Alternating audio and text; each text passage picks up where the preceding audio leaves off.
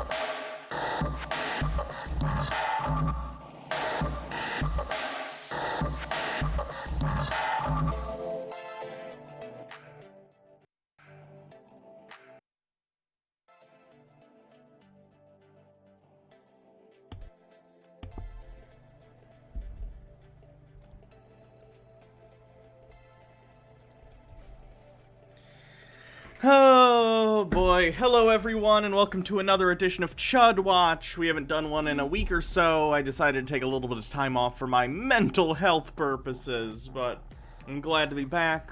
We're gonna look at some Chuds. If you have any recommendations for videos to watch during this stream, let me know. I have some queued up, but I'm not super happy with some of them, so if anyone has anything really good, let me know and we can maybe sub something out.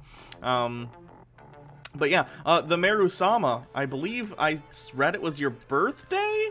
Happy birthday! I know it said you can't stick around long. I hope you have some fun birthday stuff to go do, and I hope you do it safely. With don't catch the Rona. Please don't catch the Rona. So anyway, what else we got going on?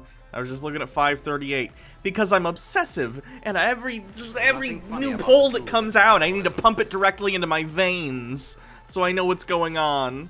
Miss K's with 300 bits. Thank you very much. Appreciate it. Hello. Biden is still favored to win, but again, Hillary Clinton was too, so bear that in mind. It's very stressful. It's all very, very stressful. Happiness is mandatory. Thank you for subscribing. Welcome, welcome. There's nothing funny about there's nothing funny about the tools of capitalism. True. I don't even it's like I don't even hear. I've heard that so many times now. It's like it doesn't even mean anything. There's nothing funny about the tools of capitalism. It's been so long since we even watched the educational video that's from. Like, it means nothing. No one even knows where it's from. Except for me. It's the same thing that this emote came from. That emote came from the same video that there's nothing funny about the tools of capitalism. Polls even out after Comey and the email BS. Oh, the email thing's the stupidest bullshit. I hate Republicans making up scandals. It's so stupid. What else? Oh, there's nothing funny about, I doubt this will be a clip, about the tools of capitalism. Oh, it all deleted. World's Fair movie. Let's see if we can find it, for those of you who don't know where it's from. It's from this 1939 Middleton family at New York's World's Fair. And they go to a World's Fair, and it's basically capitalist propaganda that's like, look at all the amazing things we have because of capitalism. And the girl in it is dating a socialist or a communist, and he gets cucked by a big dick capitalist. This is the big dick capitalist, in case you're curious. Let me see if I can find the clip. It's when they're standing on this thing. Isn't it wonderful, Nick? Beautiful. I guess we're a little early. What do you want to do? Anything but inspect this temple of capitalism. Oh, that's one. I used that clip. Their eyes popping out of their heads, drooling over the very things that are taking away their jobs. Now, Nick, don't get all excited. Tucker White 94, here's a short film about being a good loser with some good old 50s family-friendly sexism. I'll probably save that for a public domania. My family think that America is a pretty swell place, and I don't want you to disillusion them. I know. I'm here to be exhibited. Mute, but beautiful. Don't say that, please. I want Maybe he says there's nothing funny about the tools of capitalism lying over here somewhere. You, that I've asked you 100. I don't know, it might belong on... Wait. Babs, old pal of yours. Why, Jim. Babs, How are you? It's nice to see you again. you're looking well, as usual. Oh, this is Mr. Makaroff, my art teacher. Nick, this is Jim Treadway, one of the hometown boys. We're glad to know you, Mr. Makaroff. He's an art teacher. And this is my little brother, Bud. Hi, Mr. Makaroff. Hello. Well, see, Babs, on before. Don't expect me to be. Look at that machine-baked ribbon. 7 at a time, ain't it, honey? You'd be nearer right if you called it a Frankenstein's monster. No, that's in no movies. Why do you call it that, Nick? Machines like this destroy jobs. Think of the number of people who'd be working if we didn't have these power looms. Yes. I guess every woman in America would be weaving, and every home would be a... Where does he say the line? They don't always keeping Royal in 1800, another power to him. So blooming. I suppose you're going to tell us machines like this benefit labor. And how? Indeed. Oh, Either way, at some point during this thing, he says there's nothing funny about the tools of capitalism, and that's where we get the clip from. It's a very interesting, you know, piece of propaganda from the 40s. And the smoking robot, yeah. His name is vaguely Russian, yeah. It's not subtle. It's not subtle. He was about to say it, are you sure? From the Library of Congress in Washington, D.C. There's nothing funny about the tools of capitalism. How much you want to bet that the guy who made this was blacklisted as a filthy communist? No, it's the opposite. It's the opposite. No. Economic laws, it doesn't work in practice. It works in... More people... This is a capitalist propaganda film. The communist is the bad guy. Machine production makes better. Here's why they don't bet. the machine. That's where Bud is and does his work with the master switches. Well, if one man can do all that with a machine, then I agree with Nick. It can't help but lessen jobs. Here's why they don't. And from works in the country. Step on the dead man's... That's your break. They do. A large motor... Place men. Their aim Statements don't mean... people spend zero about... An argument. Take it. Yes, you're right. Please be I careful. am serious. I know, but promise me that you won't start an argument. All right, if you say so. But I won't enjoy myself. Sounds for a nice... To school. Au revoir. Like that. Okay, I have no idea where he says the line, so I'm giving up. For real this time. I have no idea where he says there's nothing funny about the tools of capitalism.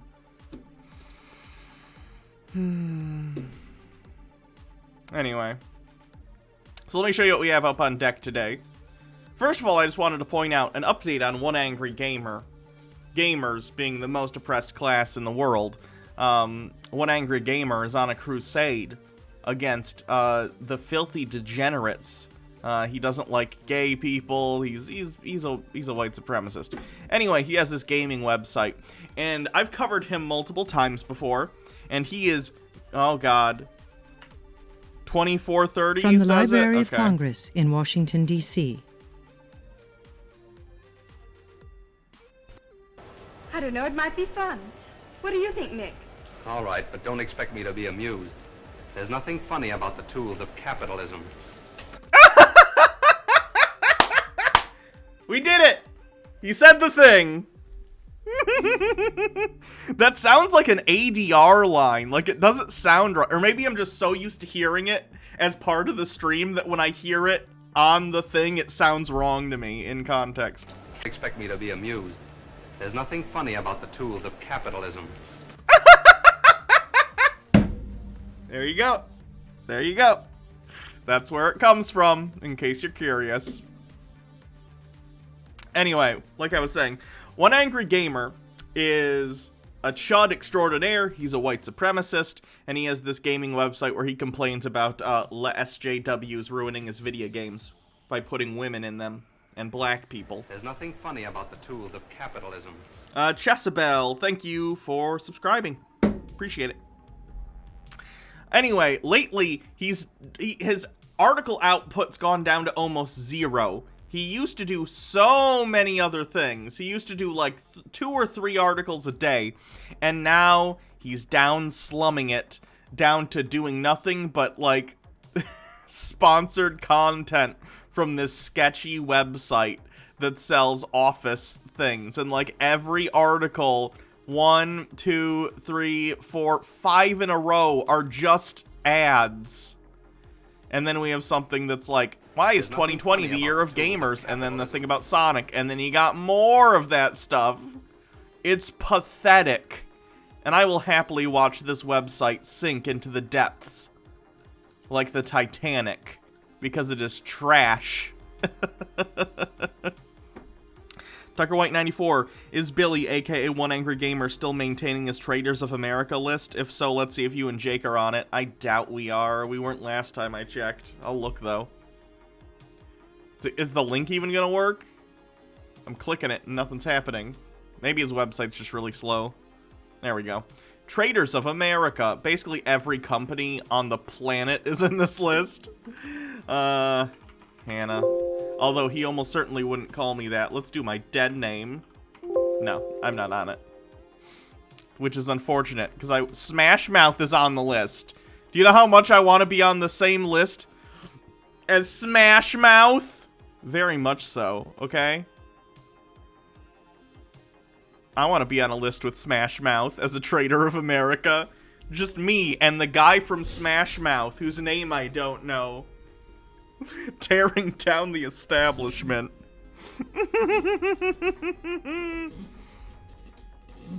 Here's a cleanse for later. Okay.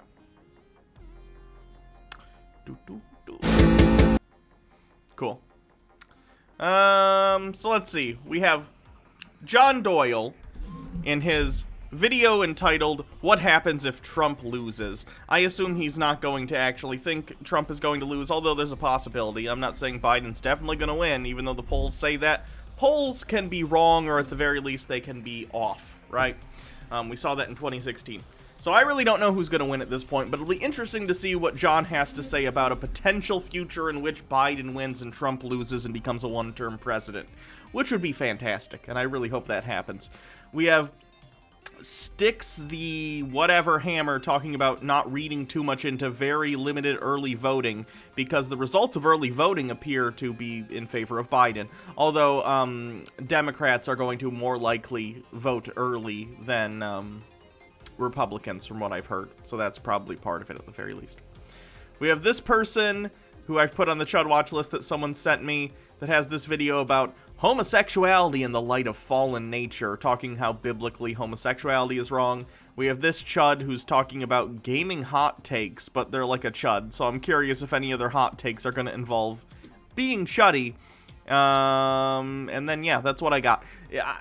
This one and this one, I'm not sure if I definitely want to cover today, so if you have any other ideas or any videos you'd like me to watch, let me know. And I can maybe substitute one of those in instead of these. I'm not super happy with some of the videos we have lined up today, but, you know. You do what you do. So, let me turn the music off, and we'll start with John Doyle. Let's start with the anti-gay guy. Nah, I want to start with John Doyle. Because this video's half an hour. I don't know if we're going to get through the whole thing, just because it's really long, and I don't know if I can deal with that much Doyle. There's only so much red hat twink action I can handle. Yeah, we'll see. John Doyle in his parents' house, wearing a Trump hat, worrying about if Trump might lose, what he's gonna do. So let's find out. We are less than 3 weeks away from... Oh, the Animal Crossing thing? Yeah. This gives me strong Pokemon Go to the vibes, or Pokemon Go to the polls vibes. Joe Biden sets up his own Animal Crossing island for presidential campaign. Feels very much, hey kids, Pokemon Go to the polls. Ugh. From what is quite literally the most important and consequential election in the history of our country. And I know that they say that every 4 years, but we'll go over why this time it's actually different. But what we're not going to do is... I weirdly agree with John on that. I think this is one of the most important elections we've had in decades. Although I think so for different reasons than him. That's right, capitalistic propaganda. Hollaback Young, thank you for following. Is focused on the specific, oh, well, this gun law is going to pass, or they're going to try to change this congressional procedure, because what's more important than that is actually analyzing the trends that, if allowed to continue and propagate, will result in all of those things eventually. Predicting exactly what's going to happen with regards to policy right away, it's not really important right now, because in a long enough timeline, it's all going to happen. So what's important right now is discussing things on a macro scale.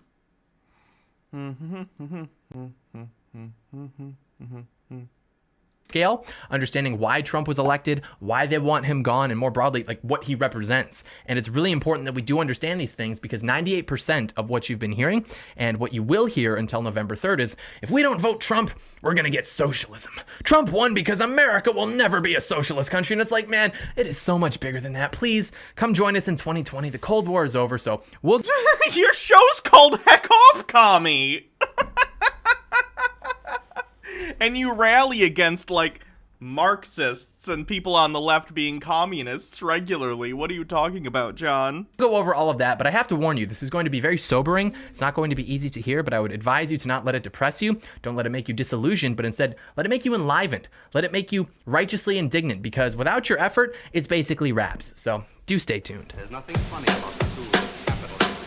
Dude spanking dudes with 10 bits. If John grew out his hair and took his glasses off, he could make a good femboy. I see John Doyle as more like a cat boy. Like, take that fedora off and he's got a little pair of cat ears. That's John Doyle's future, I think. John Doyle in. I don't think John falls for the QAnon stuff. At least not yet. Heck off, commie.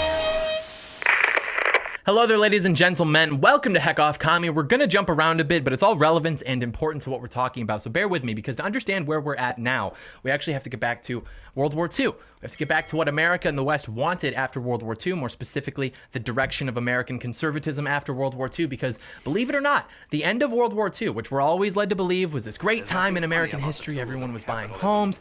John Doyle, what a goober. Yeah. We had the baby boomers. That's all true, but unfortunately, the post-war trends that were established have led us very logically and predictably to where we are now. And that's why...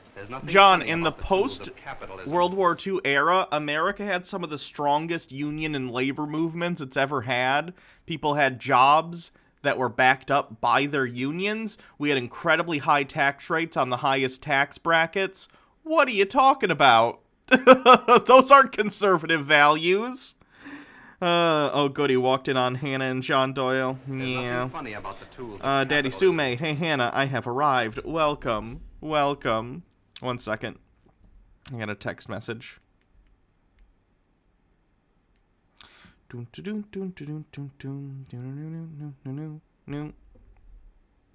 Anyway.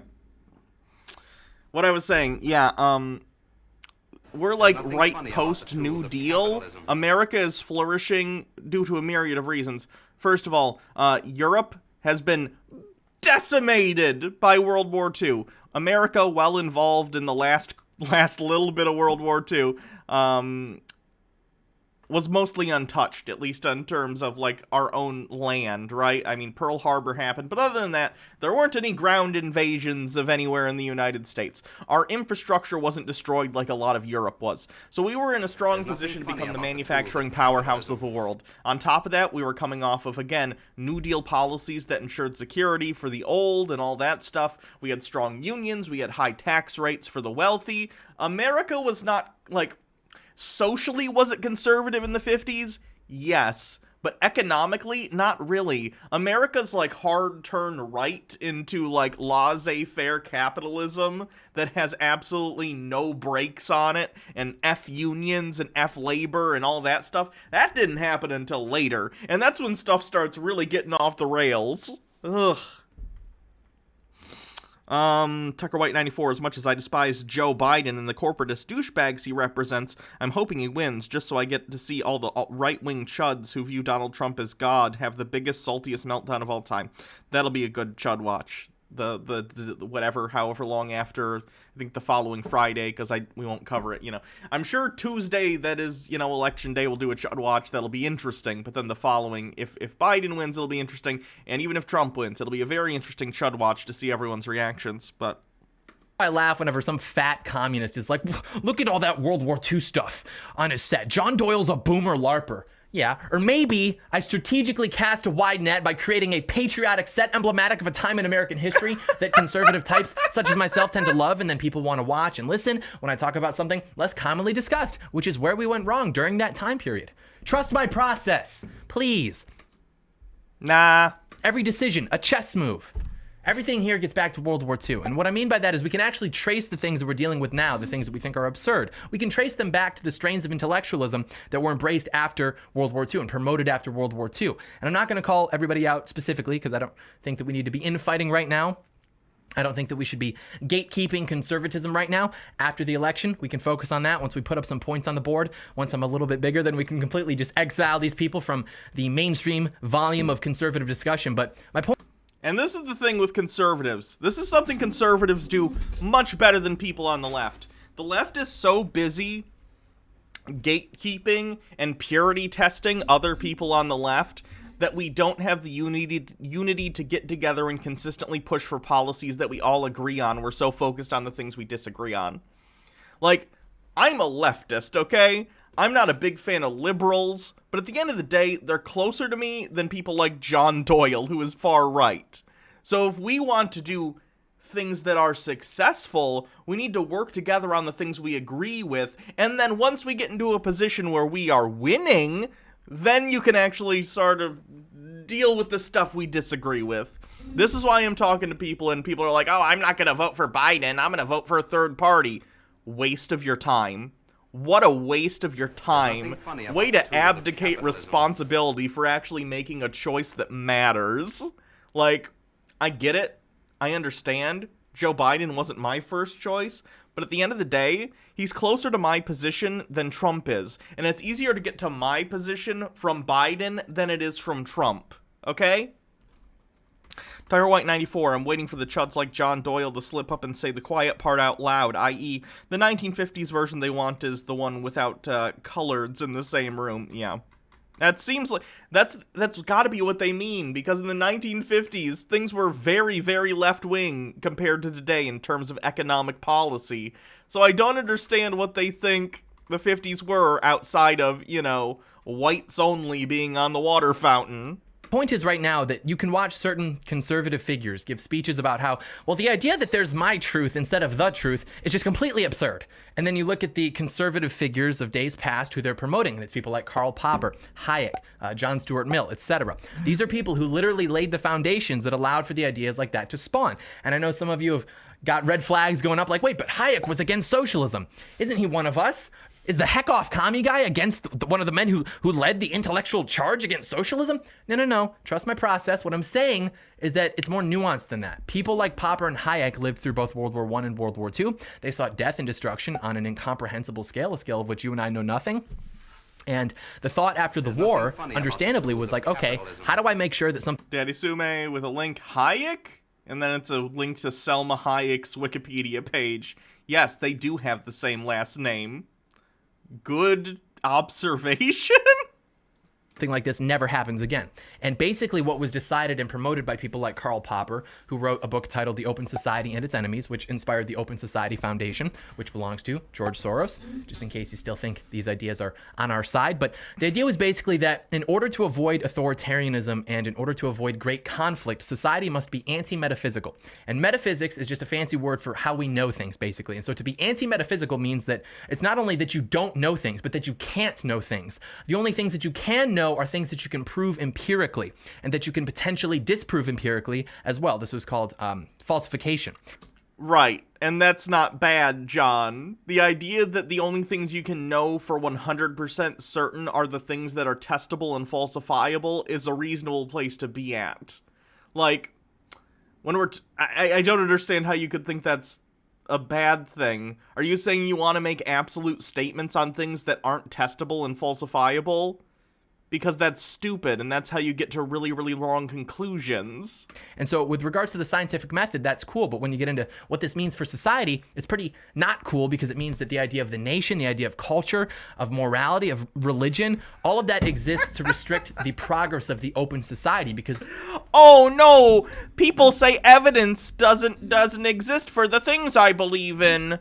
I better dismantle the idea that evidence is good then. John, if you want to be a nationalist, I disagree with you, but you have the right to do so. But you don't get to say, objectively, nationalism is a good thing. If you have evidence that you can, like, falsify, once again, falsifiability is important because it makes sure that the things that we're believing aren't biased in nature. It makes sure that we're not believing a thing and contorting our beliefs to our emotions as opposed to basing them on objective reality, at least as much as possible, right?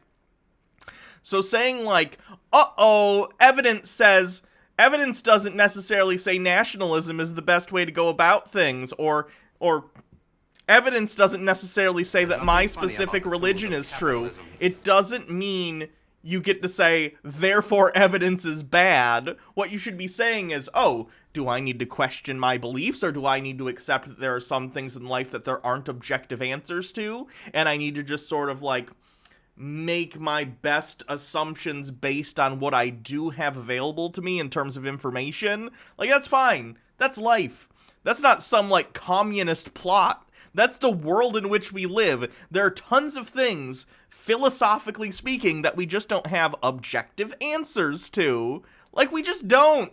And pretending that you do in order to try and validate your opinions tells me that you recognize the weakness of those opinions. Because the only way that you think you can win people over with them is to define them by default as objectively true, instead of actually convincing them that they are the proper way to view the world. And that is ridiculous. MMO addicted. Also, the whole Democrats don't care about young voters because they don't vote because Democrats don't care about young voters vicious cycle needs to be broken and should be broken by those who actually care about it. Young folk. Yeah, I agree. And the Daddy Sume with some sort of link that someone says is not a Rickroll, so that's good. Spat out my incel, XL, incorrectly assuming something is a date. I think you've shown me this before on stream. I'm like 90% sure.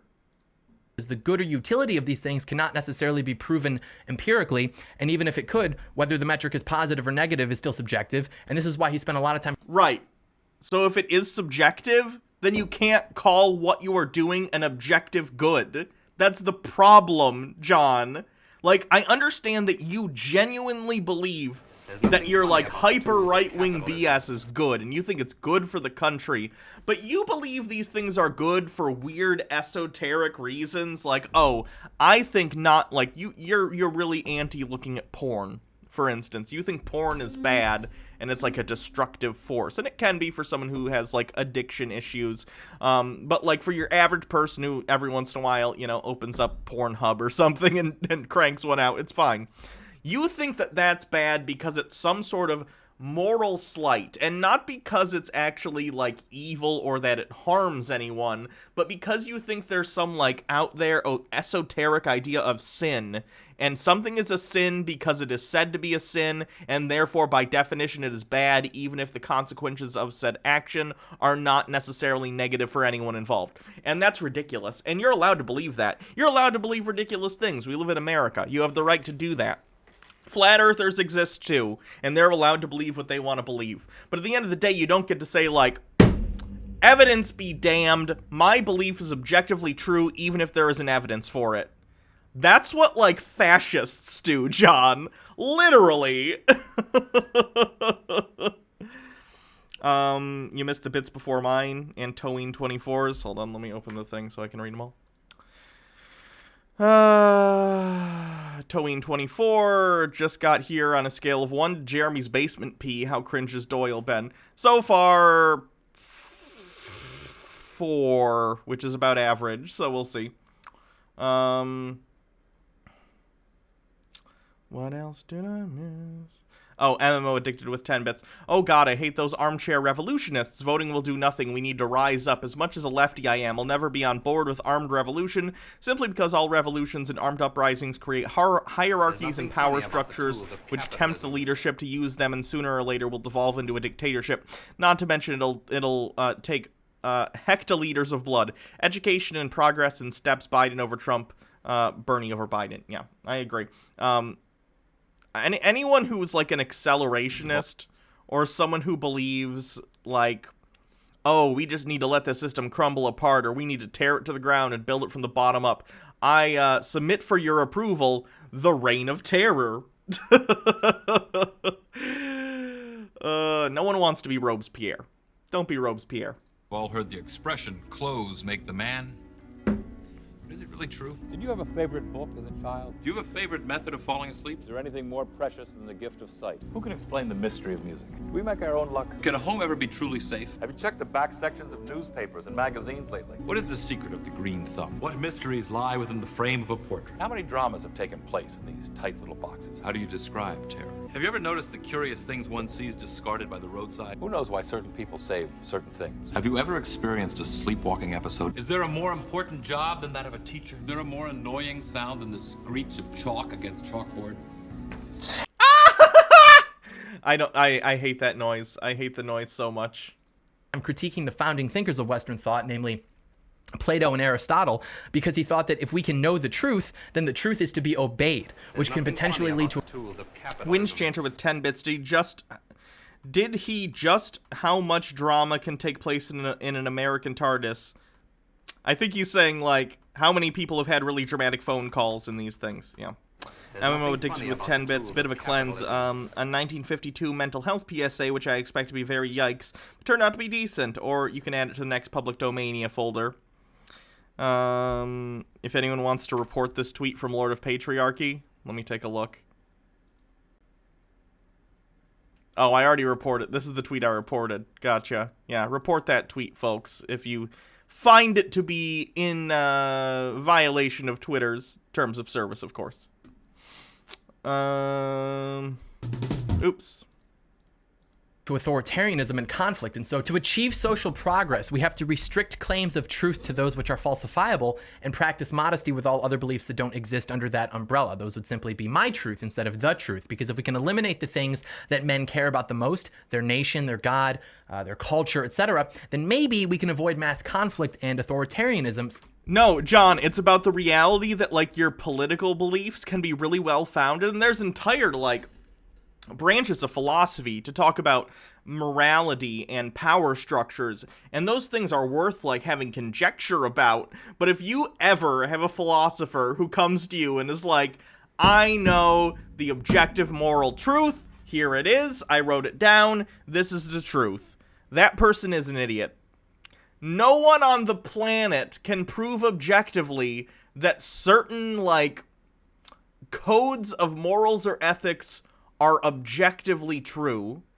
Now, that doesn't mean that as a society and as different cultures, we don't come together in our groups and make determinations like basically everyone on the planet agrees murder is wrong, right? And then John Doyle's going to come and be like, well, what about abortion? Well, as a society, most people have come together and said abortion doesn't count as murder because they're not necessarily a human being, or at the very least not a developed human being, right? So, like, societies come together and make these complex calls on morality, and then they often enshrine those opinions on morality into the law. These things are imperfect, which is why the legal system and our morality as a culture is ever-changing, because people aren't static, and the things that are true 40 years ago, 50 years ago, 100 years ago in regard to morality are not necessarily true today. Go back 300 years in America, and almost everyone's going to agree that because of someone's skin color, they wouldn't even be considered a equal person to you or I, right? That doesn't make what they believed, just because a lot of people believed it, it doesn't make it objectively true. Over time, hopefully, our goal as a society is to expand our empathy and understand other people around us and take into consideration the views of other people when we're making our determinations on what should or should not be illegal. Because in a lot of ways, the laws are supposed to be extensions of our moral beliefs as a culture, right? There is no such thing as objective morality, John. And I know that sucks. I get it. That sucks. It would be wonderful if there were a little book that you could just read and go, wow, those are the rules. And that's simple for people. I think that's why a lot of people follow certain religions, because it gives them an answer that says, like, here are the things that are definitely true, and we know they're true, and you just need to follow them. But that's an easy way out, because that's not really reality. And you're perfectly fine to have your beliefs, and that's fine. You can do whatever you want. But what I am saying is that in America, you do not get to impose those beliefs on other people. As a society, we have a secular legal system that determines laws based upon what we all decide in our representative democracy. We have views that are often parroted in the parties that we elect to office. They then legislate based upon the moral truisms that are espoused by the population, and then those legal truisms that become laws then get ruled on by the judiciary, right? Like, I understand that it's complicated, but that doesn't make it bad. Just saying because you don't like how complicated the world is, and the fact that a lot of things are just up to, like, how we feel as human beings, and those feelings can be valid. Those feelings can be entirely based on objective reality, and the things we see around us But nonetheless, a lot of the times they're feelings. We're not doing science experiments every day about the things that we believe in terms of, like, morality. But nonetheless, we view the world around us and make connections. We make, thought experiments, you know, trolley problems, stuff like that, and try and come to a moral consensus. And that's what we do. And that moral consensus can change. And that's a good thing. No society that is static in terms of its belief systems survives for long. Random invite with 15 bits. Food for thought. A lot of Green voters wouldn't show up to vote if it wasn't for Green and making them less likely to vote. Hurts down ballot elections. Otherwise, hope Biden wins. The Green Party is not significant enough that I think it matters almost at all. Baja Blast says, hey chat, Nicole Bad Bunny from Twitch, who we raid frequently, lost her bunny Neville today. He was sick for a while. Go send her some love on Twitter. She definitely needs it. Can't imagine losing a pet. Yeah, that was sad. Since at that point, the society would be theoretically open. This is the part that Hayek agreed with, anti-metaphysics and individualism. He was really more focused on economics. Again, good work there, but still, these guys were trying to prevent World War III by waging war purportedly on collectivism in favor of the open society. But today, Right. Collectivism isn't necessarily a good thing, John, and societies often operate not on entirely one or entirely on the other in terms of either collectivism versus individualism. Ideally, you want a good balance where you have a society in which people can come together and, for the good of everyone, make decisions that will be positive. I would argue, like, America is leaning too far on the individualism side. You see this in terms of, like, crazy people who are like, I'm not going to wear a mask. Masks are stupid. You can't make me. My freedoms. They're leaning too hard on the individualism angle and caring too much about what their own, like, personal feelings are as opposed to what is actually good for the community based upon scientific evidence, right? So there's always this struggle. Individualism, collectivism, and you're always kind of going to go back and forth on it because, again, the morality of a society is entirely based upon its population, and its population is consistently changing not only because of birth and death, but because people change as they grow and learn throughout their lives. But, like, that's not a bad thing. That's not a bad thing, John. It's not a bad thing that society's moral compass is based around the ideas of those who live within it. That's how self-governance works, John. Like, the government should make decisions based upon what the population believes and wants. That's how representative democracy works. what I'm asking you is this. Is it really that black and white? This thinking has corrupted modern conservatism to where we think that either we exist as the individual or the collective. And the collective means 1984, so that's no good. The truth is there's no such thing as the individual, which is a liberal idea, by the way. That doesn't mean that you don't have individual rights. Of course you do. That doesn't mean that you can't live your life as you please. Of course you can. But from the moment that you are born, you are not defined as an individual. You are a son or a daughter, and then maybe a brother or a sister, an American, later on a mentor, whatever. At no point do you ever exist as an individual. You're really not that special because you rely on other people and people rely on you. And it's that interdependence. I'm glad John is actually saying this because this is true. I agree. We are individuals in the sense that, you have your own thoughts and feelings, but at the end of the day, we are defined often by our relationships to others, whether they be literally related to us or their friends or even just people in society as a whole that we have an effect over by our actions. True. And cohesion upheld through a common culture that is the foundation of a prosperous and flourishing society. Now, that being said, there's really no such thing as the collective either. It's been tried before, but it fails every time because it defies the natural proclivities of human nature. My point is there's actually a balance between individualism and collectivism that is necessary to live in a stable, free society. And I agree with that. The difference is that John would think that the balance should be more in favor of the individual, and I think the balance should be more in favor of, not even necessarily in favor of, but closer to the collective, right? I believe that making sure that everyone in your country, ideally everyone in the world, but we only have purview over our own country, has the right to things like healthcare and making sure people have shelter and they're not starving to death and they're not dying because they can't have insulin that they need to live. These things I think are worth fighting for and worth giving up some bits of individualism for in terms of maybe paying a little bit higher taxes, but really in the United States, we need to fix the system so rich people are paying taxes that they actually owe, changing the tax system so they can't get away with, like, paying, I don't know, let's say you're a billionaire who's the president and you only pay $750 in taxes over, like, a decade, or if you're Jeff Bezos or you're Amazon and you're paying, like, no taxes, despite the fact that you make a ton of money just because you put that money back into R&D or whatever, and therefore it doesn't actually show up as profit. Like, these are all issues that we need to work on as a society. John and I have different opinions on where that needle needs to go on the scale of, like, individualism versus collectivism. I think he's very hard on the individualism, where I'm, you know, I think I'm a good balance, but he'd probably think he's a good balance too, even though he's not. And I'm probably not either. There's no such thing as a center. It's kind of imaginary. There's nothing funny about the tools MMO addicted with 50 bits. I don't have social relationships. I'm a week-long quarantine hermit who just throws bits at Hannah and grumbles under their breath. My major human contact is the driver who brings me shopping, who is a huge racist homophobe and a COVID denier. Oh, yikes. And then Wind Chanter with 10 bits. Hannah, you... Oh, I assume that's supposed to be don't. Hannah, you don't want people to starve to death or die from curable diseases in the wealthiest country? How radical. I know, right? I'm almost as radical as that Joe Biden fella. That's my favorite thing from this election cycle, is people on the right trying to paint Joe Biden as a radical.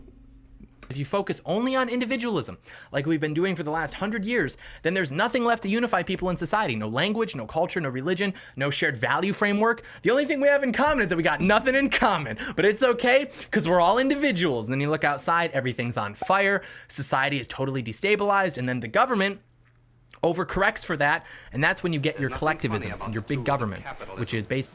Corn Pop was a tough dude.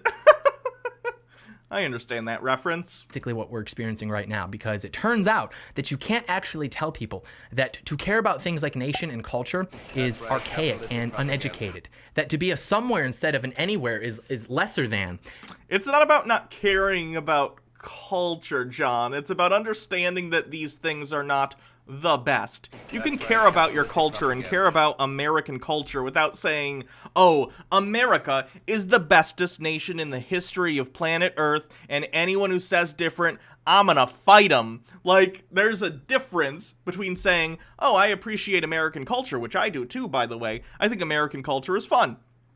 Zaffern, thank you for following. Thank you, Neeser Scoporter for following, and then Wind Chant. Oh, I already read the Wind Chanter one. Thank you for following, both of you. I enjoy American culture too. American culture has brought us a ton of cool stuff. A lot of really great music, thanks to the African American community. A lot of great movies, and the art form of film as a whole was sort of birthed out of America and Hollywood. Like, America has amazing cultural contributions to the world and amazing inventions, and these things are fantastic. That doesn't change the fact, though, that you don't get to be like, haha, look at the good things my culture has, your culture sucks. Like, it's fine. And it's also childish to then look at, like, American culture and say, alright, this is what it is. That's the end of it. No more changes. Culture is about change. All culture changes over time. You can enjoy your culture while still understanding that that culture is going to change with demographic changes, with immigrants coming in, especially in the United States, because we're, again, and I know, we're a melting pot. We are. It's a cliche, but America is made up of so many different cultures. When new people come in and new groups of immigrants come in, they bring bits and pieces of their culture, and then those things become part of American culture. And as twee as it might be, it's nice. It's a cool thing. So, where was I going with this? It's kind of meandery, but at the end of the day, I just want to say, John, no one is saying you can't like American culture, but in terms of, like, nationalism, that's a little bit different, right? It's okay to like your country, it's okay to like where you live and have respect for your government, provided that they're, you know, operating well and without corruption. However, if your idea of nationalism is USA, USA, every other country can suck my dick, that's not great. That's not nationalism, that's jingoism, and that's not good, right? It's okay to be like, man, I sure do like America because it has this thing, this thing, this thing, and this thing. But also, wow, cool for Canadians. They have their own thing going on, and I'm very happy that they're happy with their governance because they also have self-governance and they might operate a little differently, but I'm happy for them. And oh, same thing with, other countries out there, ideally in situations where they have, like, representative government, but nonetheless, the point is, it's fine to enjoy the place you live and the culture in which you reside, John. Most people do. Most people enjoy the place that they're from. That's part of human nature, and they enjoy the culture that sort of birthed their identity, because in many ways our identities are the result of the culture in which we're brought up in. So it makes sense that these things feel cozy to us, that these things feel right, because we were formed within them. But that doesn't mean you get to say, because this is where I was from and I love it, that means everyone else better love it too, and we're the best ever, and if anyone tries to make any sort of statement that maybe there are problems with America or our policing system or our healthcare system or anything, then you suck, because America's good by definition, and if you ever insult my mommy America again, I'm gonna beat you up. Like, that's childish, okay? You can like your country, you can love your country, if that's how you even want to put it. You can like or love your culture, but at the end of the day, that doesn't make it perfect, and you need to be open to it changing, because it's going to. No culture in the history of the world has ever stagnated long enough to actually matter. And two, you need to be able to accept that there can be things that need to be changed within the systems in that country. And we'll get into that more in a second. But you can't expect a century of post-war intellectualism to conquer human nature. So that MMO Addicted, have I seen this? Let me see what this is. Twitter shuts down entire network to slow spread. Oh yeah, he's spreading absolute conspiracy theories. Yeah, he thinks Babylon Bee is not satire. Lovely. And then the Undercover Beast with a $10 donation. I gave like $17 in bits randomly rambling about Star Wars last time I donated, so here's $10 to simply say I love everything you and Jake have done for many years now. Thanks for sharing your thoughts and discoveries on these important issues. Thank you, I appreciate that. That's basically the intellectual part. Now, the authoritarian part, which is basically, okay, how do we stop people from thinking they get to declare something to be true? So a bunch of sociologists got... Tucker White 94, outside of the Olympics, I've never understood the idea of putting value in national identity, especially when you're being born in the United States was nothing more than happenstance. I agree. I think it could be fun. I think nationalism in the Olympic sense, if there's a way to, I think that's a good explanation, is fun. Oh, we're doing a sporting thing. Yay, guy who's from America, you run real fast, hooray! But, like, if you're... seriously, in like geopolitical situations, being like, we deserve everything because we are America, and America is the best, and we have a big military, and if you don't do what we want, we gonna shoot ya. That's bad. That's bad nationalism. Together at UC Berkeley, many of them members of the Frankfurt School, which was a group of Marxist intellectuals who fled to America during World War II, and they published a work called The Authoritarian Personality. And it sought to answer two questions. Firstly, what makes a person a potential fascist? And secondly, how can we prevent people in the United States from being socialized into that mindset? So they go through a bunch of... Is John Doyle, baby fascist, about to criticize a work that warns about fascism? Because... perfect. charts and interviews and correlations. A lot of it actually depends on one of the Freudian theories of psychological development that has now been totally discredited, and the survey questions are totally biased. The work itself is just tremendously flawed from the standpoint of methodology, but what's alarming is that their conclusion was that the potential fascist is an American who was raised in a hierarchical family that supports a dichotomous conception of right versus wrong and man versus woman, which means that if you were raised in a relatively normal American family and you were taught right from wrong and That's not what they said, John. That's not what they said, even based on what you just said. It's not about being taught right from wrong. It's about thinking, this is right and wrong, not because of the moral implications in terms of, like, what it's going to do to harm other people. It's right or wrong because God said so. This is right or wrong because morality is black and white, and you do what's right because it's right. without any thought to why you might have certain ethical upbringings, without actually questioning your own moral compass from time to time. That's bad. That men are men and women are women. Congratulations. You're a potential fascist. And we can... I mean, you are, John. You are a fascist, so... congrats? laugh about that, but the publication ends with the author saying that there's not much... Remember that time John Doyle opened a video praising the idea of physiogamy?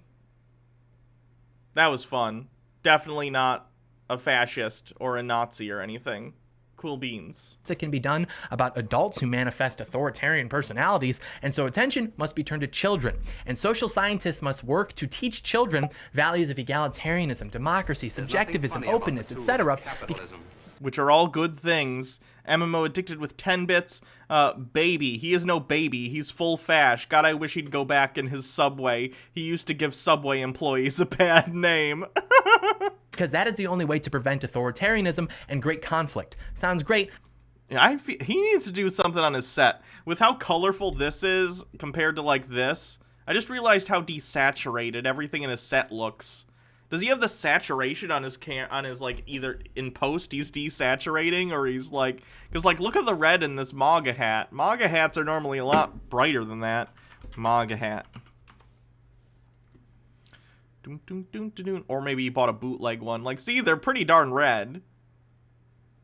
And then his just looks kind of drab. You gotta jack up that saturation, John. But here we are now. Very low energy color scheme right now. Now, living under increasing authoritarianism and existing basically as a tinderbox of 330 million people who feel isolated, depressed, and without purpose. But we're told that we should just ignore that because we have access to cooler and cheaper products. Yeah, that's a problem with capitalism, John. You're criticizing capitalism right now, which I don't think you're intending to do, but that's what you're doing? Do you realize that's what you're doing? MMO addicted with 50 bits. I mean, between Subway Jared and John Doyle, I don't know who's worse PR, and he has to lower the saturation to seem whiter and less colored. Jared is a worse PR thing, because people know who Jared is. No one outside of people like us know who John Doyle is. I probably wouldn't even know if I wasn't also from Michigan. Winch Changer with 18 bits. Are we going to look in on Lord of Clocks or Jeremy today? I don't think so. Not today. I'm taking a break from Lord of Patriarchy. Maybe permanent, just because I don't feel like... He only has 10,000 subscribers. And he's kind of desperate for attention from Jake and I kind of think it's funnier to not give it to him. And Jeremy, I didn't see any good videos that I wanted to cover. Tucker White 94, teaching kids what's right and wrong. First, who decides what's right and wrong? Second, what happens when your idea of right and wrong conflicts with your parents' ideas of right and wrong? Well, I never dealt with it, even with a very religious mother. How many other people probably got disavowed for just being an atheist? Yeah. Like okay, let's give an example. My parents, my dad. Not a fan of trans people. Not even a fan of gay people, and his brother's gay. Like, if I just took what he believed for granted and believed those same things, then I would similarly be a homophobe, and I'd still be in the closet about being trans and bi, right? And John, of course, thinks this is a good thing. John doesn't like gay people. He might be like, no, I don't hate gay people. Let's be clear. If John Doyle was in charge of the country and he was a dictator, he would ban being gay immediately. Like, he would. And when I say ban, I don't mean like, oh, you're gonna get a fine. I mean, you're gonna get the wall kind of ban, and it'd be real bad. So yeah, people like this, they're not fans of people being allowed to be the kind of person they are. In fact, I don't even think they believe that there are just like trans or gay people. I think they probably think that it's like because of the degenerate culture in which we live, and you know, not because society is open and allows people who are not heteronormative to be. It allows them to exist without as much persecution as there was in the past. Argonian Bum, is Jake taking a break from politics? He hasn't been doing streams lately. I'm not sure. I really don't. I don't know. You'd have to ask him. We haven't been talking a lot recently. It kind of makes me sad. I don't know. Speaking of products, shameless commercial break.exe. Hey, it's me again. I know it might be a little confusing because I'm wearing different clothes, but it's actually still John Doyle. I'm actually the same person. Here's the thing. Everything's starting to open back up, which means that you're going to be taking that laptop of yours into public, maybe the coffee shop, maybe your local library, the airport, wherever you need to go to let everybody know that you're working on something big, the big project. Am I projecting? Maybe. But the point is that when you access public Wi-Fi networks, hacker emails, why you internet VPN ad. Speed, Generic VPN ad. So VeggieTales, I use it whenever I'm in public so that people can't find out what I'm doing on my computer. I owned the VHS of Josh and the Big Wall. I liked VeggieTales a lot as a kid. You can get .coms. So you're so intelligent and handsome.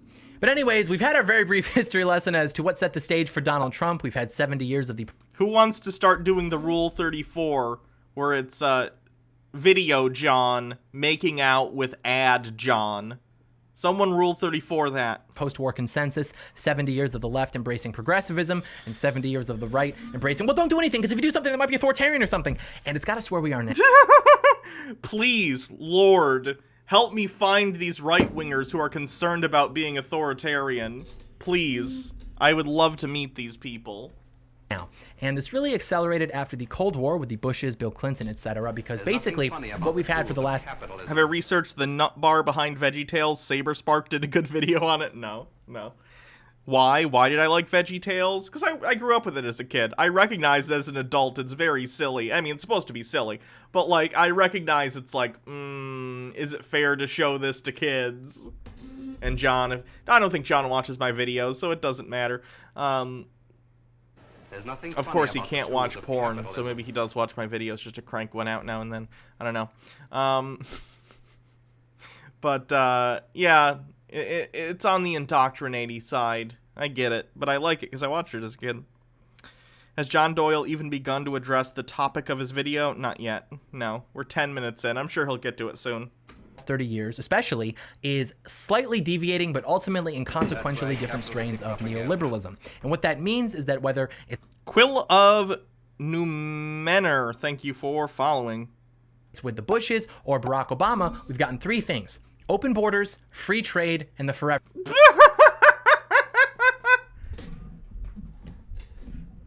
John.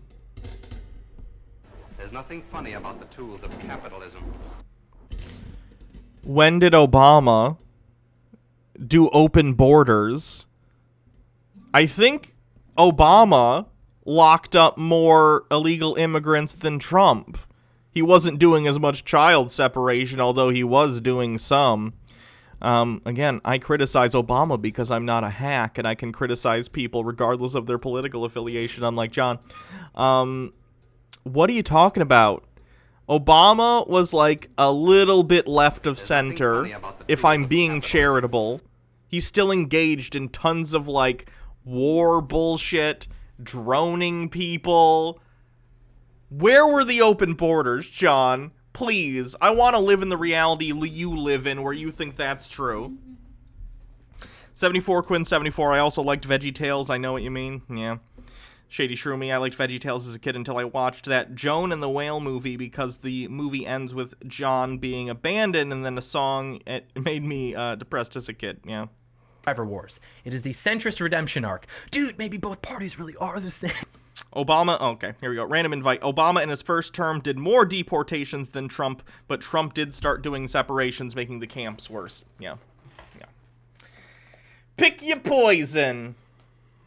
And George Bush Sr. really got this going because when I've not heard the ANCAP song, no. When the Cold War was over and America needed a purpose, America needed to find its raison d'etre, George Bush declared to the United Nations General Assembly, himself being a veteran of World War II and understanding that mass destruction that we discussed earlier, that the goal of the United Nations after World War II was to build a new kind of bridge, a bridge between nations, a bridge that might help carry humankind from its darkest hour to its brightest day. And he said that he sees a world of open borders, open trade, and most importantly, open minds. And it was the implicit goal of the United States to impose its... Oh, maybe we did watch this the other day, because I saved her. Haters ain't debaters. Scream about roads now. Taxman got the papers. Banning gold or crypto, but laws cannot contain us. And yeah, I watched part of this the other day.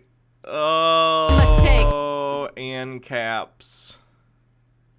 I remember when I had my first beer. That makes me think of that line from Step Brothers for some reason. MMO addicted with 10 bits. If memory serves, if you extrapolate Trump to cover the same period, it's a similar, slightly higher amount, and I think drone strikes rose under Trump's administration. Saw something like that recently, but I researched this months ago, and it may be wrong. Either way, Obama's shit, but lesser shit. I'd look into it, but already depressed, so goes to sleep. Yeah. Altered Rin with 25 bits and a link. I'll click that in a sec. Wind Chanter with 20 bits, as Patton Oswald says, anyone you vote for is eventually going to give you that moment of, I don't know if that's good, like Obama's giant flying death machines. Yeah. We're in the United States, folks, and unless we make some pretty severe foundational changes, there's not going to be a single politician in power in the United States that you're going to entirely agree with. Voting for someone is not supposed to be marrying them. You're not supposed to love them unconditionally and think they're never gonna do you wrong. It's... what's a good example?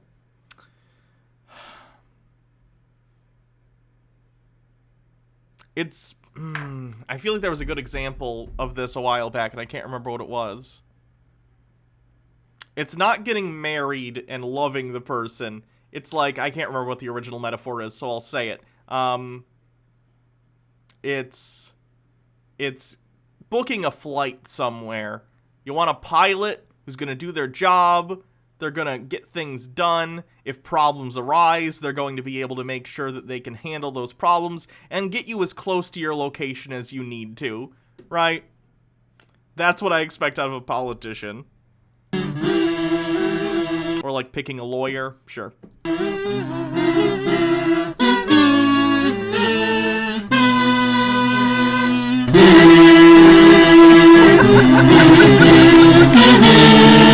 That's pretty good.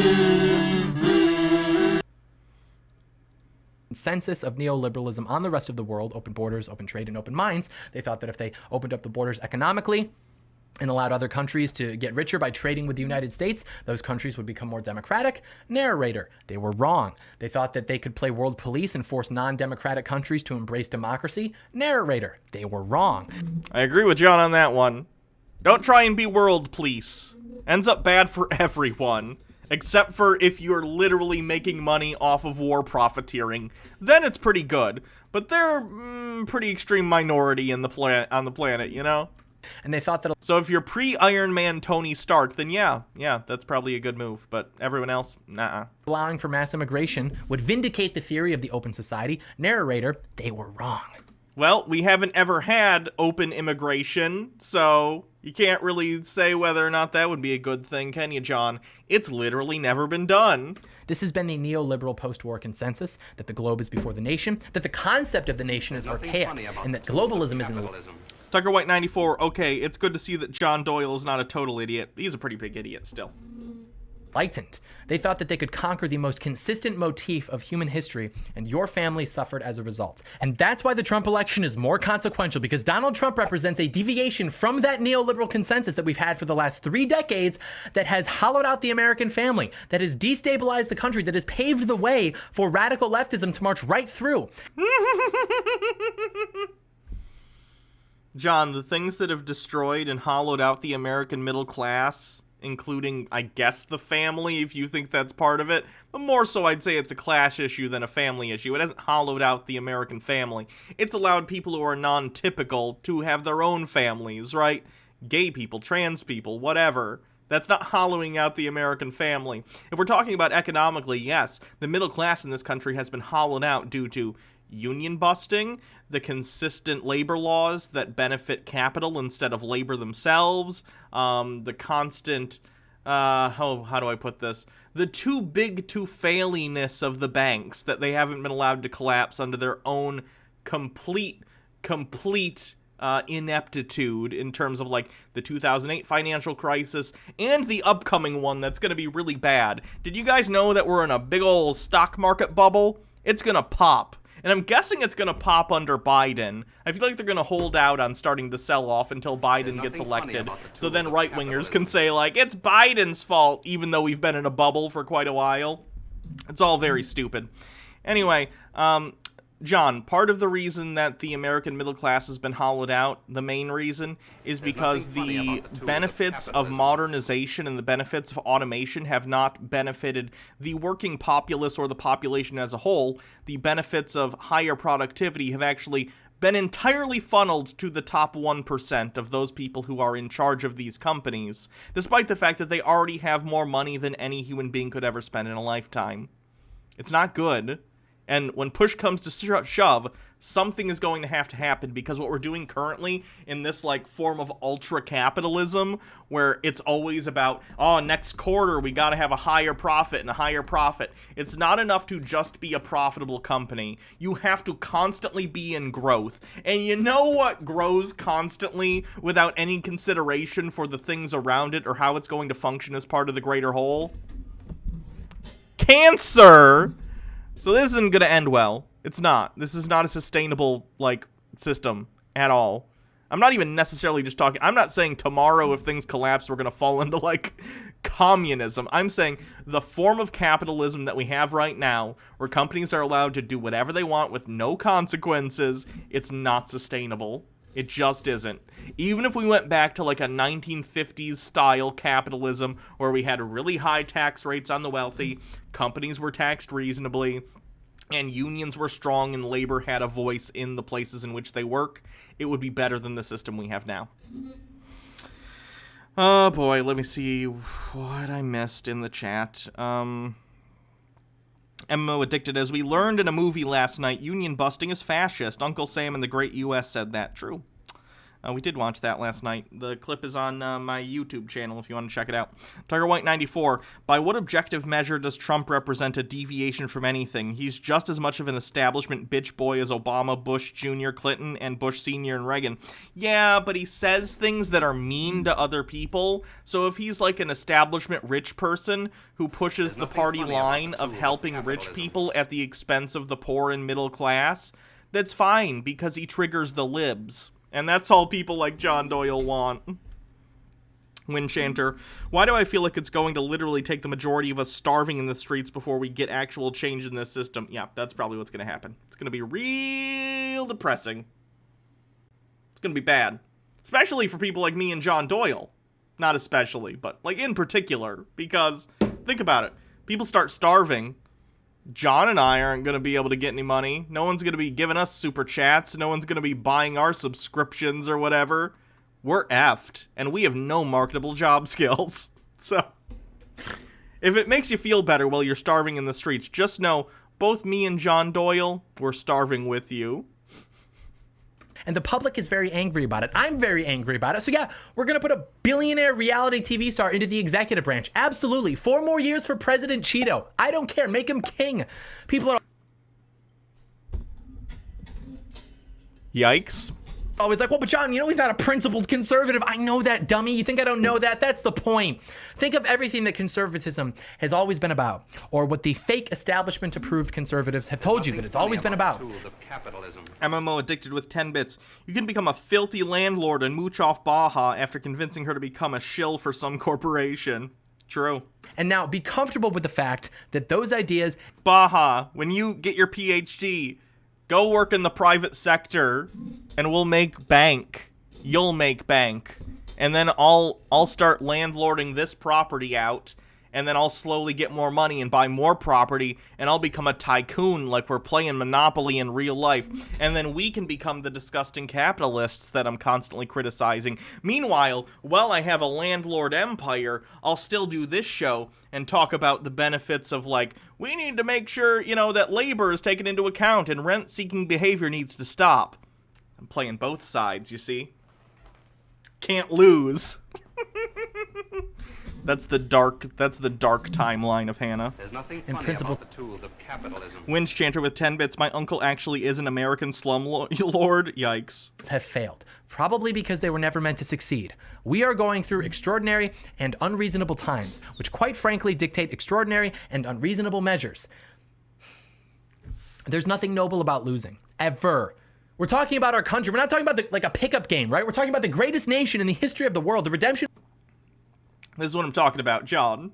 That makes you look like an idiot when you say that. Of which being the greatest story in the history of the world, our culture is being eroded, our children are being corrupted, and our country is being taken from us, all orchestrated by the ruling class, by the anywheres who despise you, you very likely being a somewhere, because you're not enlightened, you're not cultured, you don't have a graduate degree. You don't need a graduate degree to not be a dick, John. It's not about having a graduate degree. It's about not being an idiot and a cunt. And when you're not like them, when you have ties to a town or to a family or to a community, you exist somewhere. But when you're in the ruling class, you have enough power to do whatever you want, to live wherever you want. You'll always be in a position to resist the consequences of your societal. You know you're describing Donald Trump, right? You're also describing most of Congress and most of, like, the judicial branch. So, like, do you see the problem, John? People's extreme wealth is insulating them from real-world problems, and those are the people who are supposed to be tasked with fixing those problems. Do you see the issue, John? And how it's not tied to liberal or conservative, although I think conservatives are also bad. It's about class structure. It's about people who are so far above other people that consequences mean nothing, that they don't take actual real-world issues seriously because they have no frame of reference for those existing in their own lives. Experiments by living in gated communities, then you exist as an anywhere. You have no ties to anything. You are above the concept of a nation because you exist in a different circle of people. And you think that makes you better than the rest of us. Capitalism. Chief Tony with 100 bits. Have the bits until we starve in the streets. Thanks. That's the thing. They don't care about the American people because there's no such thing. You're just relatively privileged people, and so they lie to you and convince you that they're working on behalf of you and your interests, and then they take that power and use it to advocate on behalf of the neoliberal world order. Donald Trump, on the other hand, is... How can you say all of this accurate information about the wealthy elite that rule this country and then say, but Donald Trump, he's different? No! John, he is emblematic of all of these problems. What are you talking about? He's so close to figuring it out. Yeah. Is a maverick. The only... He's a maverick. 74-year-old, rich since the day he was born, New York real estate tycoon, maverick. The thing they can't control right now is the executive branch. They can't control President Trump. He cannot be bought, and his ego is so big that even if he could be bought, the value... He literally, his taxes were just came out, John. He literally owes people tons of money. So he kind of has been bought, okay? Do you get that? The value of knowing that he's the guy to spearhead the fight to take America back is infinitely larger than any offer that they could give him. And they know that. And that's why they need him gone. That's why virtually the entire media is against him. That's why the... Or it's because the people who tend to be in media, and I've talked about this before, people who tend to work in media are going to have more empathy on the whole than the average person in the population, because I've talked about this before too. America has an empathy problem. People like John Doyle have legit, I think, and again, I'm not a psychologist, I am not diagnosing anyone, I think they have a pathological empathy problem, that they are unable to view things outside of their own point of view. And people in the media, because of the nature of media and how it explores other people's lives, whether we're talking about newscasters or people who work in the movie industry or the TV industry where you're telling stories that are basically just machines built on empathy, they're going to tend to have more empathy. And more empathy is going to drive you towards more left-leaning, both social and tend to, not always though, economic positions. That's always highly based upon how much money you're already making, right? Having a bunch of money can corrupt you into being more right-leaning on economic issues for the benefit of yourself. But nonetheless, at the very least, people tend to be more left on social issues the more empathetic they are. So people in the media who are going to tend to be more empathetic in the first place are going to tend to look at Donald Trump and how horrifying he genuinely is and just be like, whoa, what's going on? So that would be why. And even so, I don't even think this is true across the board. A lot of corporate media, because of the very fact that it's done for profit, look at how much of Donald Trump's original, 2016 campaign was just broadcasted for free on, CNN and stuff. They gave the dude a ridiculous amount of screen time because it got eyeballs. So To say that the media is against Trump, I would say that many of the people who work in the media as faces, like people who are like reporters and stuff, sure, but I'd also argue that a lot of people on the, let's say, CNN board of directors or the CEO of CNN, I'd imagine they're pretty happy with Trump, specifically because they get a lot of views because of him, and at the end of the day, the profit motive is what they're chasing, not some sort of moral good. Tucker White 94, Donald Trump can't be bought. Let's take a look at all the industries and companies that bought him in this election alone.